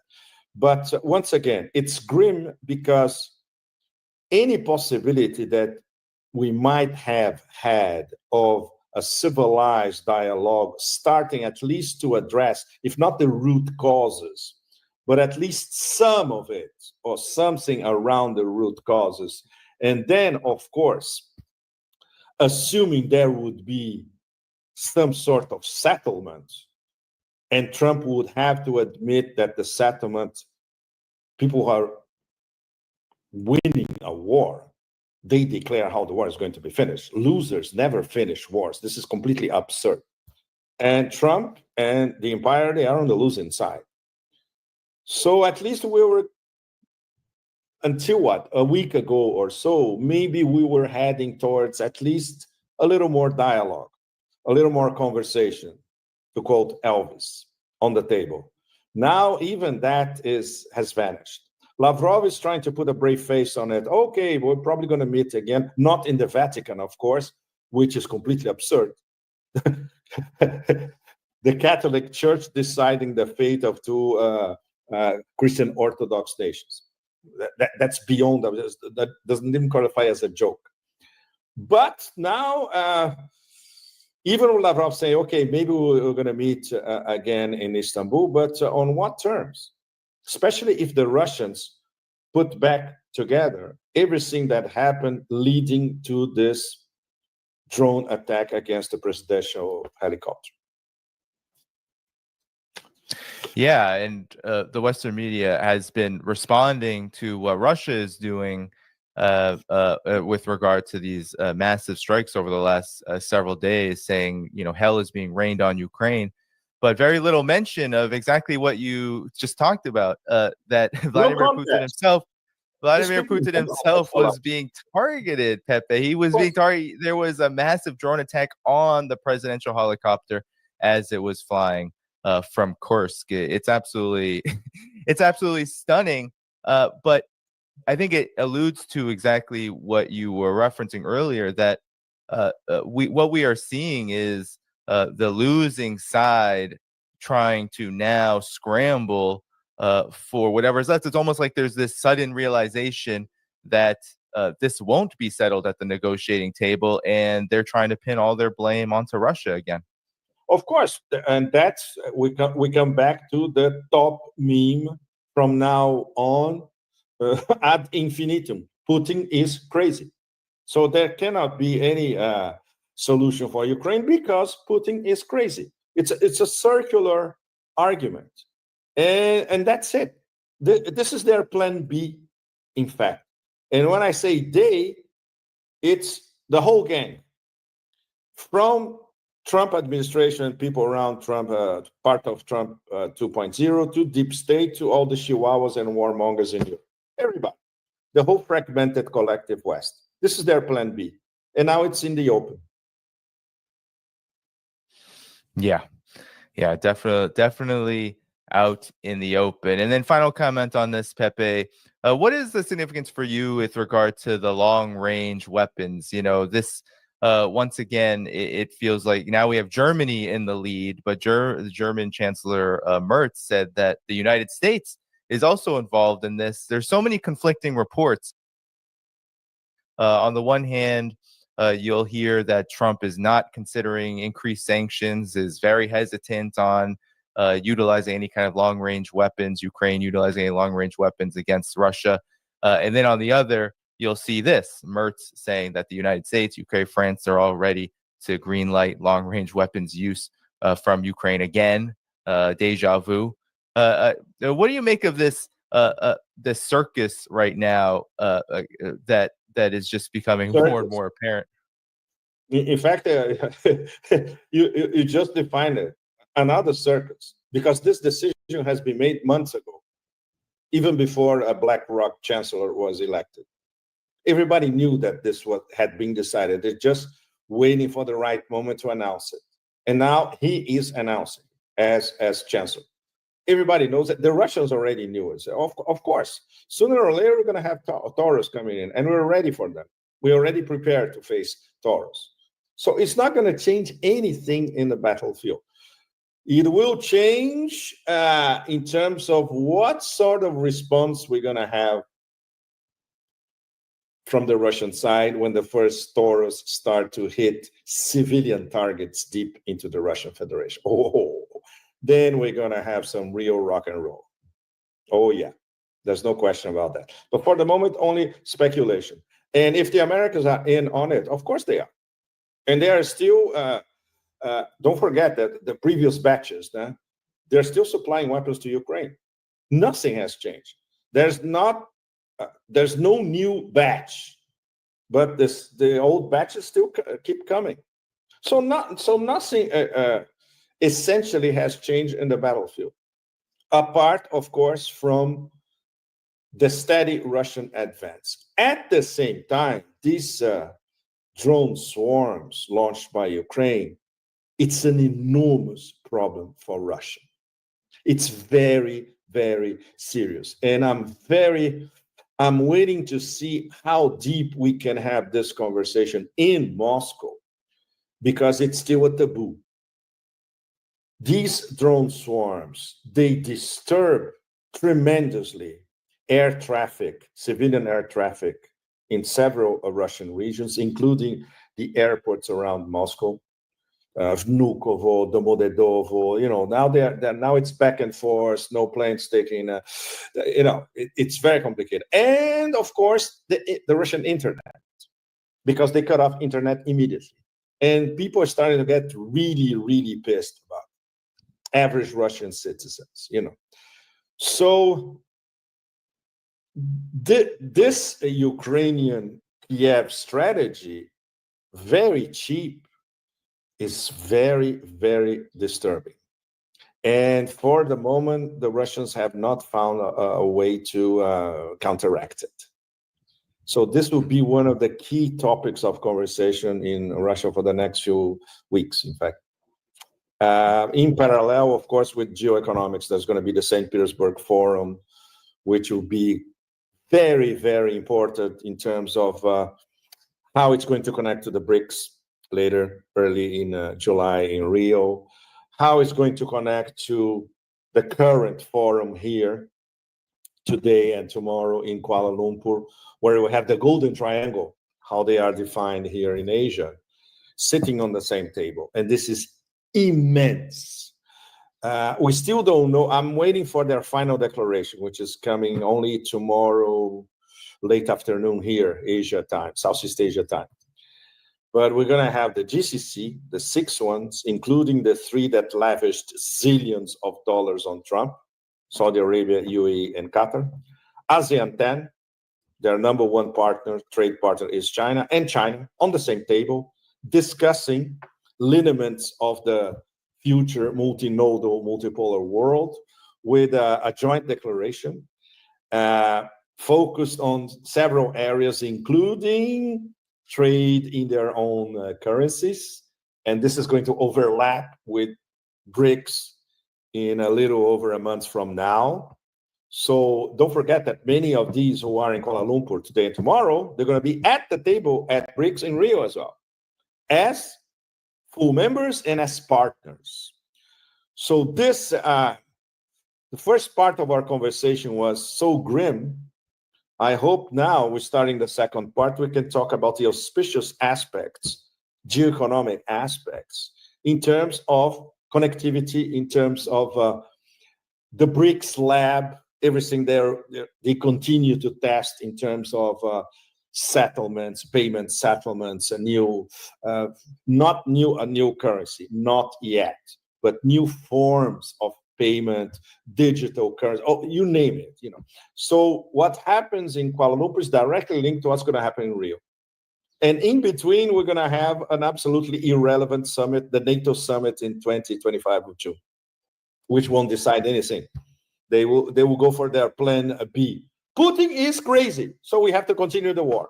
This is the advanced headline of the NATO summit, which is going to be in the Netherlands, by the way, hosted by that piece of Buddha.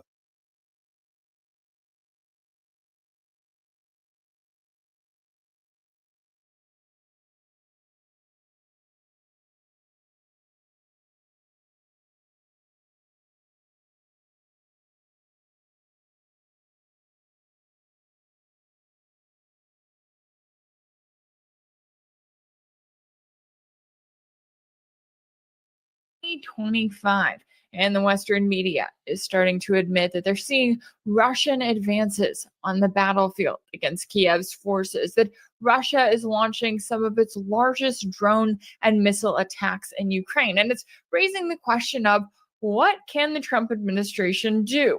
In fact, the New York Times editorial board just published an op-ed with the title, "If Trump Walks Away from Ukraine Now, Putin Wins." And it's interesting because we haven't seen any signals that Trump is going to walk away from Ukraine, but we have seen Russia make it very clear that while they are happy to have talks with Washington and with Kiev, that they are still focusing on the situation on the battlefield and on this ongoing war of attrition. So when they do gain more territory, it's not just about the land, it's about grinding down Kiev's forces in the process. And as we're seeing, the West is continuing to keep Kiev on life support, putting them in a very dangerous situation and raising the stakes even higher for where this war could go and for what it could mean for the overall war between Russia and NATO. So what does this mean for where U.S. foreign policy is headed as they continue to spend more money? They continue to strategically try to target countries like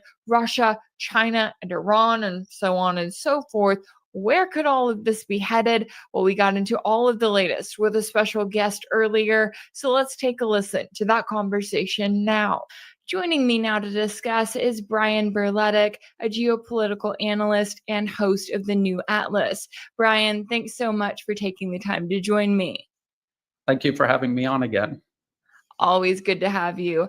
Now, I want to get your take on the latest here, because as we know, Germany has a new chancellor, and he has been doing quite a lot of talking this week, including revealing that the UK, France, and the US have all removed their restrictions on the use of long-range weapons on Russian territory. They claim it's Ukraine's use, but we really know just how involved they are.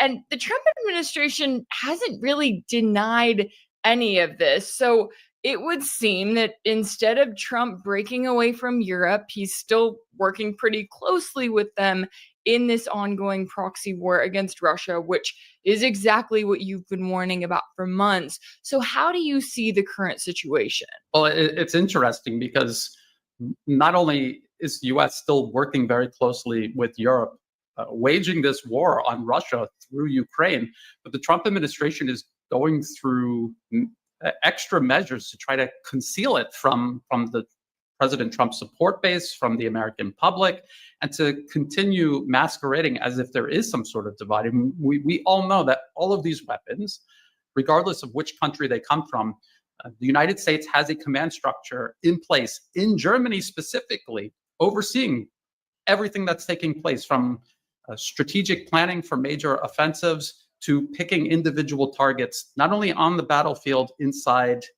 Ukraine, but also inside Russian territory. And so all of these weapons that they're taking the limits off of will all require American intelligence, surveillance, reconnaissance to pick targets and strike targets. So the US is obviously involved. They obviously made this decision, and they're laundering the escalation through Germany to make it out as if somehow Germany decided this for the US, which is unrealistic. It obviously isn't true, but this is what they're trying to pose as. Yeah, I would think if it was Germany making this decision, that would, give Trump the perfect opportunity to come out and to say, no, we're not going to stand by that. We don't want to see this war escalate. But exactly as you're saying there, they're doing this dance of Trump claiming he just wants to see this war end. He's the perfect third-party broker, while at the same time sending more weapons and escalating things further. And it's also been interesting, too, when you look at the fact that, Trump could have come in and done everything possible to make this, quote-unquote, Biden's war. And I know that a lot of people really hope that that would be the case. Some people still hope that that would be the case. When it comes to the opposite that we've seen from Trump, do you think that that says as much about Trump and what he intended to do going in? Does it tell us about the people around him, like the Pete Hegseth, Marco Rubio, those types who are directly in his ear and who have never met a war that they didn't like, or is there more to it? Well, just as the Trump administration is trying to pose as uninvolved in this escalation that they obviously made the decision on and then told Germany to announce it, the continuation of the proxy war, trying to dump it onto Europe, get them to take a larger role in fighting the proxy war. But more importantly, they're trying to freeze the conflict because they need to pivot to China and contain the rise of China. They need to redirect the resources they're wasting on Ukraine in a proxy war they're currently losing. They want to freeze the conflict, go to China, and then come back. This is called strategic sequencing. The US asking Europe to take more public money away from the European people and their interests and pouring it into this proxy war. This is called a division of labor. This isn't an idea that the Trump administration came up with, even though they have said this. This was written out in policy papers that go back to 2020. There was the first policy paper on strategic sequencing was in 2020. There was another one written in 2024. And then there was Project 2025, which was actually published in 2023, which all that could be confusing. But the main idea to take away here is all of this was published. All of these policies were out there before President Trump stepped foot into office. This is what he always intended to do going into office. That is exactly what he is doing. He's saying one thing, but if you look at the actual actions, the decisions being made by the Trump administration and how it's manifesting itself on the ground in places like Ukraine, it's very clear that that is what they're doing. Yeah, and that's so interesting when you bring up the strategic sequencing, because we look at that really does feel like exactly what the Trump administration is doing, is it's going Russia, China, Iran, right? Looking at all these different conflicts, carrying out, as we've talked about before, carrying out talks, saying, hey, we're more than willing to talk, but then as they're kind of setting up Iran right now, getting ready to set up that perfect deal, but knowing that they've got their buddies over in Israel with a possible attack, knowing that as they're carrying out these talks with Russia, they're still sending weapons to Ukraine. They're still directly involved in the conflict. And when I look at the US, I go, okay, I feel like the most logical thing to say is, okay, we can't handle all of these different conflicts. Is there a point where they aren't acting as strategically as they could and they get overwhelmed, especially when you take into account that Russia, China, and Iran are all allies with one another? Or is this one of those things where the US is still using as much power as it possibly can for as long as it possibly can at this point? Well, this is exactly what they lay out in the policy papers. They mentioned that the United States Even then, these were previous years. Even then, the United States was not capable of taking Russia, China, and Iran. There's also North Korea. There's also other countries the U.S. is trying to deal with. They cannot take everyone on at the same time. And so that is why they're talking about strategic sequencing, prioritizing who needs to be dealt with first, and then circling back to others that they feel like they can deal with later.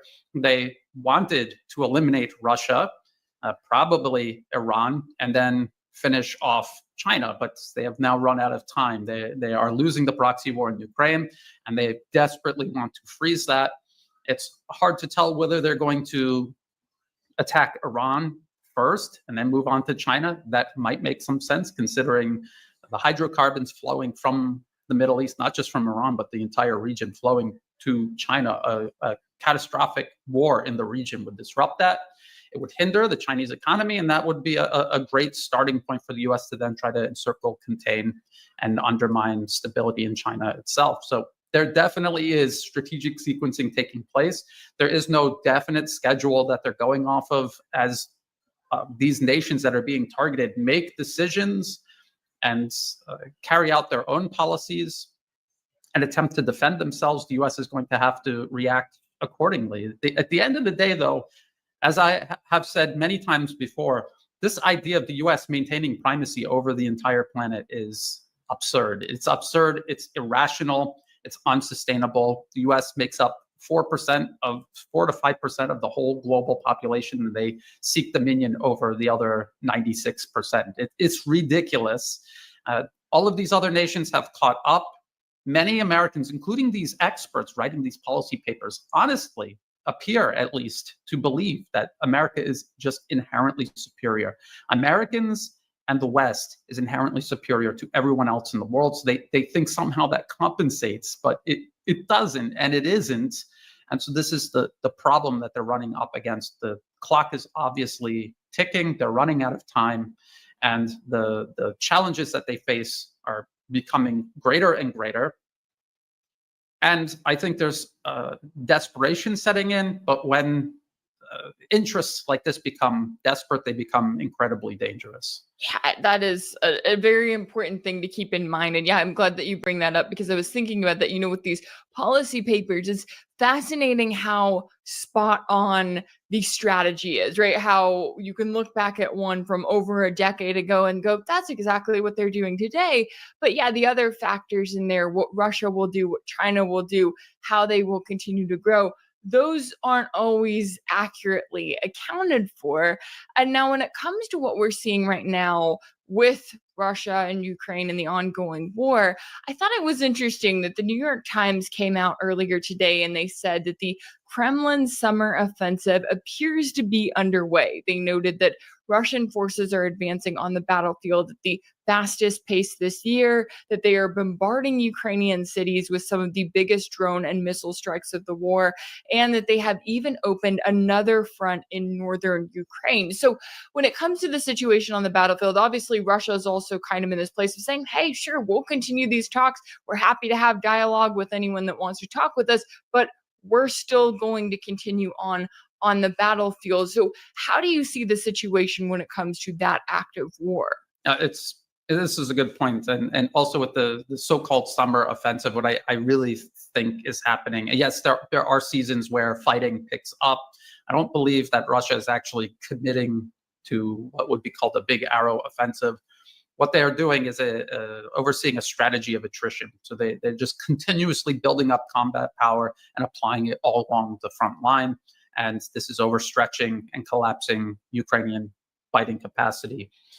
They're building out their military industrial production. They are, admittedly, the Western media admits this, they are building more missiles, more artillery shells than the United States and Europe combined. And this is after this desperate attempt to expand production. The collective West simply cannot do it because of systemic problems that they have and that they refuse to fix. So we're going to see this continue. The fact that Russia is gaining more territory now than before, if that's what they're reporting, they're not trying to take territory. They're just applying pressure. And as the Ukrainian lines crumble, they move forward and they take that territory. And I had warned that this would happen when Ukrainian fighting capacity begins to collapse more and more, more and more territory will be taken. It will cascade out of control until there's a complete collapse. When that will happen, I have no idea. I don't believe in trying to predict these things, but in the Western media, you often hear them say, well, it's a stalemate. The Russians are slowing down. They're not taking as much territory as they would need to for this to be viable. At this rate of taking territory, it will take them 100 years to take all of Ukraine. Just think back to the conflict in Syria. That was a U.S. proxy war against the central government of Syria.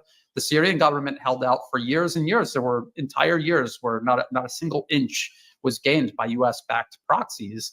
And then late last year, the entire country collapsed and these US-backed proxies overran the entire country. So something very similar could happen in Ukraine. And I think this is why we see such a hard push by the US, by Europe, to try to corner Russia politically and diplomatically, maybe in a way militarily by trying to threaten further escalation, trying to get them to agree to a ceasefire so they can freeze this conflict, and then buy themselves time and space to try to tilt things back in their favor. Whether that can be done or not, we'll just have to wait and see. Yeah, and I think that that's a really important thing to keep in mind as we continue to watch, because you're right, these reports here in the West, they do kind of frame it in that way. I know that New York Times will often say, oh, well, it is kind of a stalemate, right? And then they'll admit later on that, yeah, Russia's actually taking more territory, but the significance of that territory is what we need to be focusing on, the significance of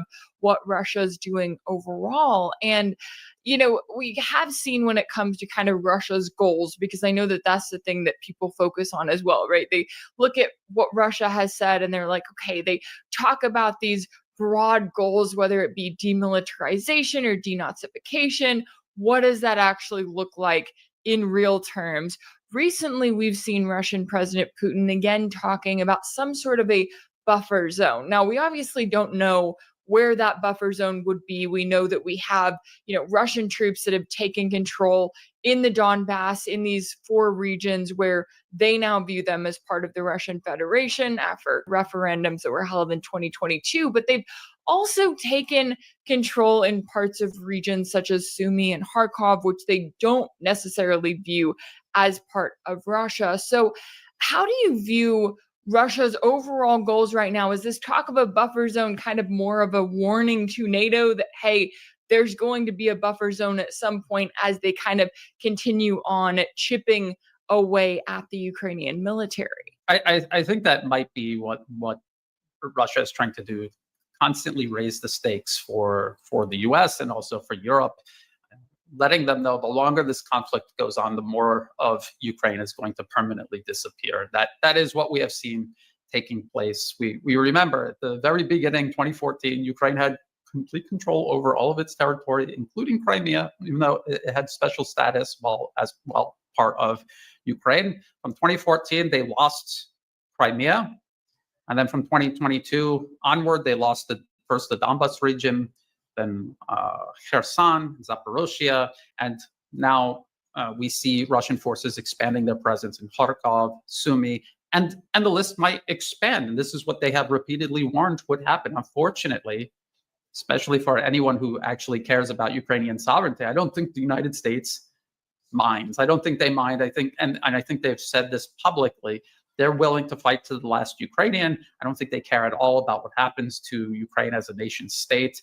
I think it's serving a purpose of extending Russia, forcing Russia to commit, locking it in there in Eastern Europe. And we could see how that has played to America's advantage in the Middle East, the collapse of Syria. If Russia wasn't tied up in Ukraine, they almost certainly would have been able to help the Syrian governments hold on and avoid the total collapse of that country. So there's a lot going on. Unfortunately for Ukraine, the United States is simply using it. It couldn't be more obvious.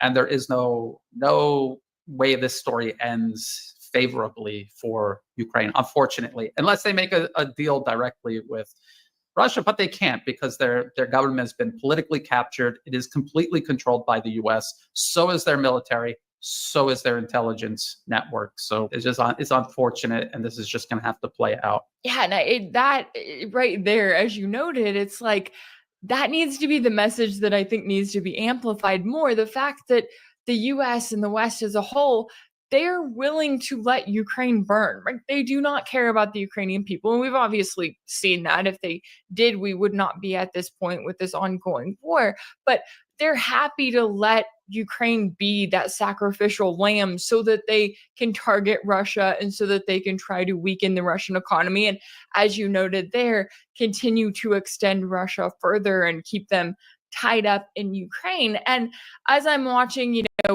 going back to Germany's new chancellor, Friedrich Merz, and what he's saying of, we're going to partner with Ukraine and help them develop their own long-range weapons, watching Europe, and they're doing exactly what the US is telling them to do, right? They're getting more and more tied up in this ongoing war.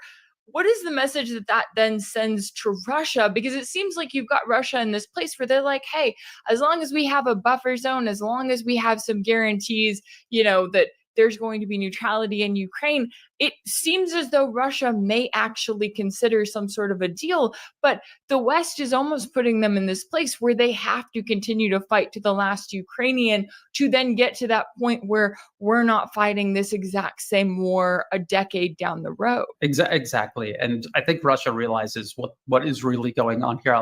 This escapes a lot of people, even people who have been following this closely since 2022 or even 2014. This is not a war between Ukraine and Russia. It is a war between the United States and Russia. And the US is fighting it through Ukraine, but also to a great extent through the rest of Europe.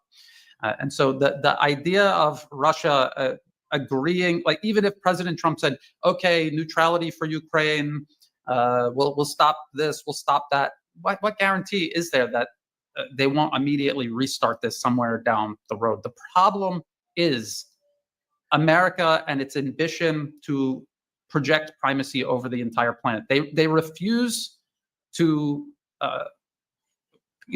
invest in America and then deal with the rest of the world among other nations rather than imposing itself on all other nations. And until that changes, Russia is going to have to continue this struggle in Ukraine. Iran is going to have to continue struggling in the Middle East. China is going to have to continue struggling in the Asia-Pacific region, where the U.S. has it surrounded with its military. The U.S. has no intention of making peace, of allowing the world to have peace, stability, and prosperity. And until that changes, all of these nations are going to be forced to continue defending themselves. That is what Russia is doing. This is existential for Russia. This is why it is a high price that they're paying, but they're willing to pay it because they understand the alternative.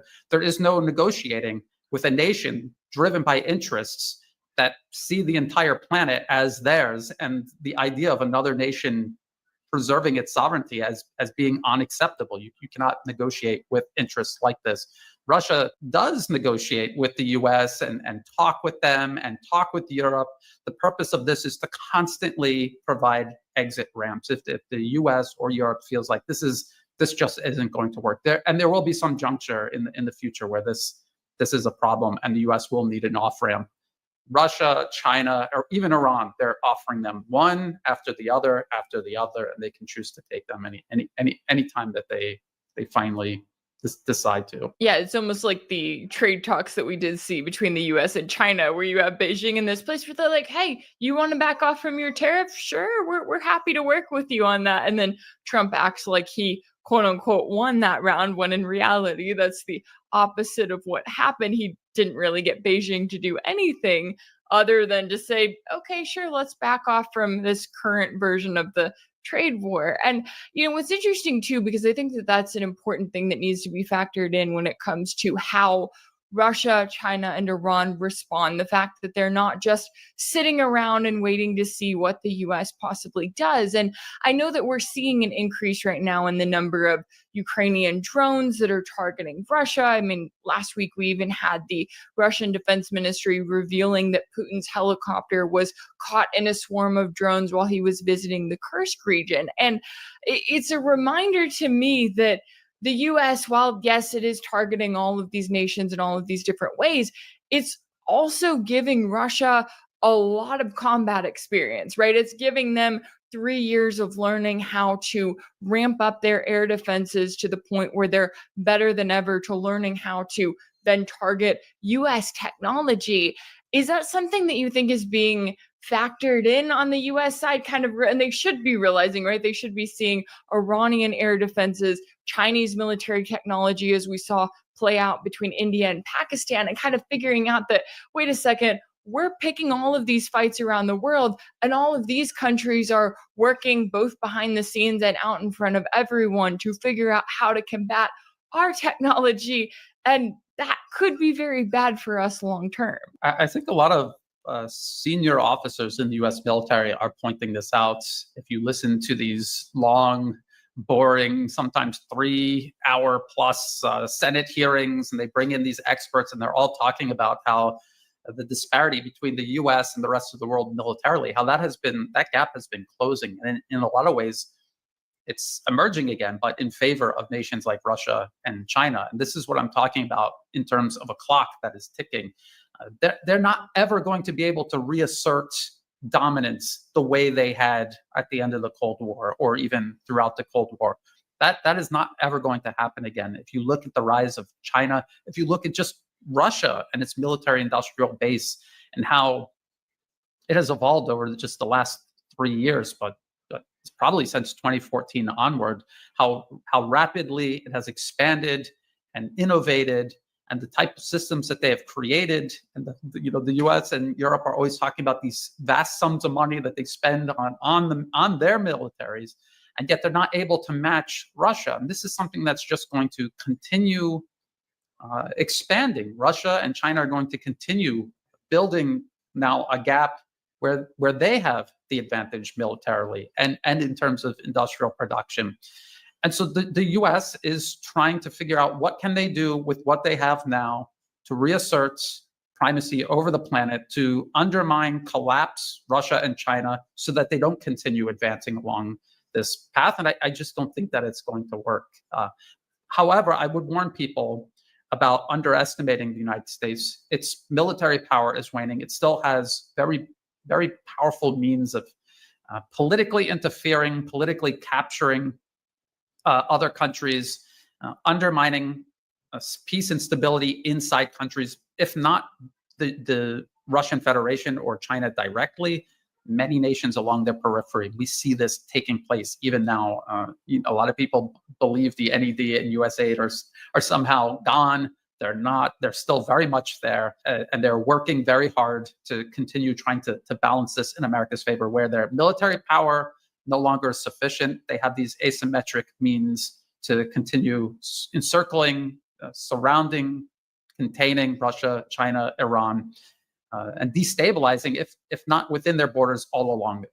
Yeah, and important things to keep in mind. And another reminder, and I know we were saying this when the Trump administration came in and they said, we're doing away with USAID. And everyone goes, okay, well, what are you doing with the funding? Oh, we're giving it to the State Department, which Marco Rubio is in charge of. It's like, yeah, I don't exactly think that the US establishment is going to stop being the US establishment, especially when you still have these key swamp creatures out in these very powerful positions. Certainly a lot at stake here all around. And I always appreciate you taking the time to join me to break down and to give very important insight into the latest. Brian Berletic, a geopolitical analyst and host of the New Atlas. Thank you. Go figure. Follow me.